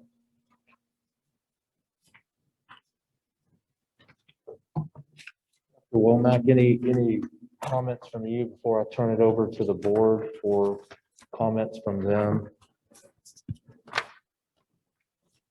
I appreciate the public comments from our parents and community members. I agree that it's always better when you can have a dialogue, even on a short time frame. You can still have a dialogue. So thank you for coming out and providing your perspective. Most of you aren't shy at all. You definitely provide your feedback, solicited or unsolicited, and I'd encourage you to continue to do that throughout. And it's a shame that that we don't have more participation in our board meetings. That when we are covering things that are of a potential value, that we hope that we can figure out a way to get you be part of it to Mr. Lindsay's point, to allow you the opportunity to have that perception that it's open. It truly is an open meeting. You have every right to come and be a part of and to listen. And now that you can join online, that even gives you another opportunity to do it in your PJs from wherever you are. I hope that from all of this, that obviously I'm saying that the participation level from your standpoint would be helpful, but I get the other side of the coin is the communication from the district out. And I don't know over time how to increase that even more so than what we're producing today. I'm sure there's a way. We're obviously not hitting the target or the mark. Maybe social media is the next opportunity to be more responsive to your to communicate to our families. We're obviously not getting you to go to our website and reading our newsletters that we send out, or at least not with the critical eye. So that seems to be an area that we could definitely do a better job on, finding those opportunities to really engage you, so that it's not a complete blindside is I think what I get that most of my email. I'm just blindsided by this. Well, we don't want you to be blindsided. The truth is we want to communicate and provide that information. So we obviously need to do a better job of it overall and encourage you to be willing to come and provide your feedback, input. You definitely send it through email. So I appreciate that. That's a good sign. We're just not always good about responding quickly when we're overran with a lot of email. But in whole, I think that the two options that we presented to the board tonight, one is much more efficient than the other. There's no doubt about that. The other, though, may provide more opportunity to lessen the impact on our families, particularly around transportation throughout the district. And I hope that the board will consider that. And not that I'm falling to that area. You guys know me pretty well, that I'm willing to do whatever we got to do to make things work. And at the same time, being honest about where the pitfalls are. And so I think that as you deliberate tonight and obviously next week, that you take into consideration those pieces. You asked the administration to come forward with some effective efficiencies, and I think we've done that. We've met that piece of it, and now the practicality of those need to be also vetted. And I hope we provided some information towards that for you in all of those areas. And one of our, Al, really the question that you asked me earlier about if our community were to raise funds beyond our 75,000 in One Heart, One Lovejoy, I'm going to include in that answer or that response now that maybe we have that go towards our safety and security piece of it. If they are willing to put the dollar into that, then we could dedicate a portion of that to put security at all of our campuses, or a portion of them. So that's all I got to say. So I love just any comments from our board. I gave a long thing at the very beginning. I'll close it here in a few minutes, but I want to hear from our board. Any comments from the evening? So I just want to say, I'm Barrett Owens, and I want to say thank you to Chase and Jack Luther, first of all, for their awesome presentation. Please convey that to them. Appreciate the comments on the security and the perspective. The purpose of this meeting for me was to help understand what the community feels about some of this stuff. Obviously, we get the emails and read them, but hearing from you in person is more important to me.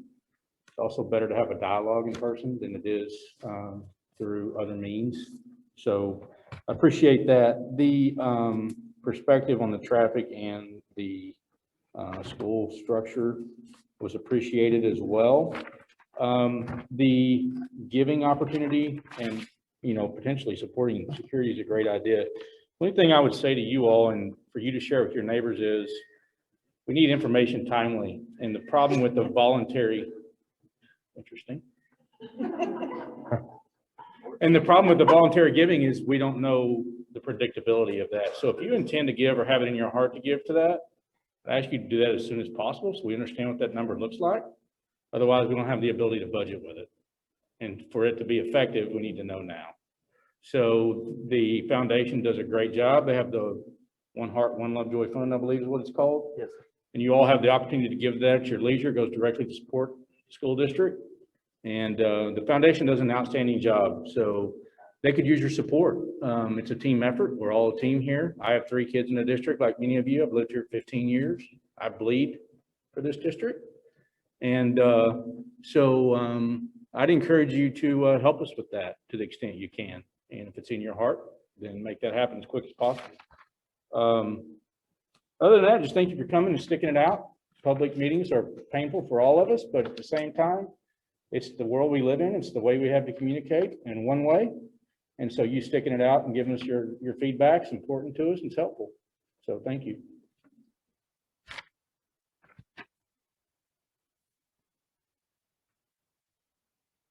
I hope that we gain a better understanding of what we're here to do and where our hearts are. I'm gonna try not to get emotional. All of us are here with good intentions to do what's best. We, like Barrett said, we bleed for this district. We lose a lot of sleep for this district. I didn't sleep at all last night. This is extremely stressful. It's very emotional. And I just hope that whatever Dr. Womack said, we can do better, for you to know there's not a secret agenda and intent. I'm not here trying to make decisions behind closed doors and not hear all of the information. And I'm speaking for myself, but I can say that about every one of these people sitting here. There's no decision that's been made. We look through this with every lens at 3 in the morning, at 4 in the morning, because we care. And there's no other reason that we do this. And so I don't know where that's gotten lost. And I don't know where any ill intent is perceived, but if there's anything we can do better for you to know our hearts are for our kids, for you, for our teachers, and to do the very best we can all the time. And so no decision came into this already prepared. We came with the same interest of understanding that you all are here. We just can't meet until we're all here to talk about it and to learn about it. That's how the rules work. So whatever we can do, sorry, it won't be on social media. That's not where I will be. But if you need to know our hearts, I want us to be able to show you that.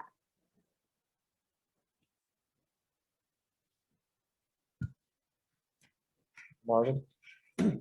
I'm Marvin Bobo. I don't know how many of you know me. I've lived in the school district and I've worked and volunteered for the school district for 15 years. That's what I campaigned on. I campaigned on really trying to make sure that this district continues to be as good as it is for my 3rd grader Someone asked, is there anyone on the board that has a kindergartner? Has an elementary school age child? That is me. I think in the future, we will have another one. So I understand the issues and I feel the way you guys feel. And I wanted to just tell you how much I appreciate you coming and talking here at this meeting. It means the world. It does. I like to give oxygen to the idea that this district is more than just a single person, a single board member, a single parent. I want to make sure that we don't lose sight of all the energy that has been put into the school district by people who don't even have children in the school district anymore. I want to give oxygen to that concept because some of the oxygen in the room can get kind of stolen by focusing on the here and now. The school board is very much focused on making sure that this school district is alive and well and running well into the future too. But I really, really just want to say thanks. Thanks for coming and speaking to us tonight. Thank you for sharing your ideas. Thank you, Marvin. So, contrary to popular belief, we do talk to a lot of y'all. I think I spoke to a good bunch of you in this pocket right here this week. Oh, I'm Ann Smith. I didn't tell that part. So we're here to talk to y'all. I can't call every one of you in the community, but if I know you and you want to talk to me, you've got my number, you can email me. I'm happy to do that. Kind of like Amy said, I don't do social media. I deleted Facebook in November. It just, to me, was not a healthy space, but everyone has their own way of doing things. Instagram is for travel and puppies, prefer that. It's a little happier place, and shoes. I will say this isn't easy, kind of like Amy said, and really our whole group has said. I was the PTA president at this school. It does not feel good. I forget your name on the end. Tressa, was that your name? I'm with you. It doesn't feel good. But we gotta try to look at this as a way to be more efficient. I'm also willing to say that I came here tonight without a decision. So when I talked to Micah and she was telling me about the survey and different things, I really am open. Like, I'm not saying I believe K4 is better than K2 or 3-4. I believe you have to look at it as, does that 30 kid difference, right? Or the 300,000, whatever it is, how many kids we make that up. Is that worth the quality of life, right? The country club, all these things, if we want to give people an opportunity to have a better experience because it's K-4, can we make it up somewhere else? That's how I see that. It's not perfect, but we're trying to find a way to get through this. I have always been a champion for safety and security. So I love that so many of you have shared that. I have always wanted it one-to-one. I don't love the idea of sharing, but I get like we're having to do things we don't want to do. So if people want to help raise money and we can try to do that, I'm all about the One Heart, One Lovejoy Fund. Let's figure it out. Let us know fast so we can try to do that. We're trying to do the best we can. We're volunteers. It's not easy. So again, thank y'all for being here. And I try to be really approachable. So if you want to talk, I've called everybody back that's called me. I've tried to do that. And if I don't know you, I'm sorry. But I'm happy to meet you and get to know you. So that's really all I had. Thank you, Ann. Jeff? Yeah, it's a late night, so I don't want to repeat what's already been said, but I do want to thank everyone for staying late. I want to thank everyone for emailing and communicating throughout the last couple of weeks. I've really enjoyed this format tonight, the town hall format, and I think it's something that I will personally would like to see more, utilize more around specific issues and maybe annually around early budget discussions. Because, I read every email that gets sent. I read every piece of paper that's put in front of me related to these issues, but a lot can be gained from hearing directly from you and you hearing directly from the administration about the proposals. And I think that's a good thing, even and especially in situations where we might not agree, all of us, all the time. I think that discourse is important, and I'd like to see it carried forward. So thanks everyone again. Thank you to the administration for the presentation and the hard work that went into creating it. And thanks for everyone's concern about these very important issues. Thank you.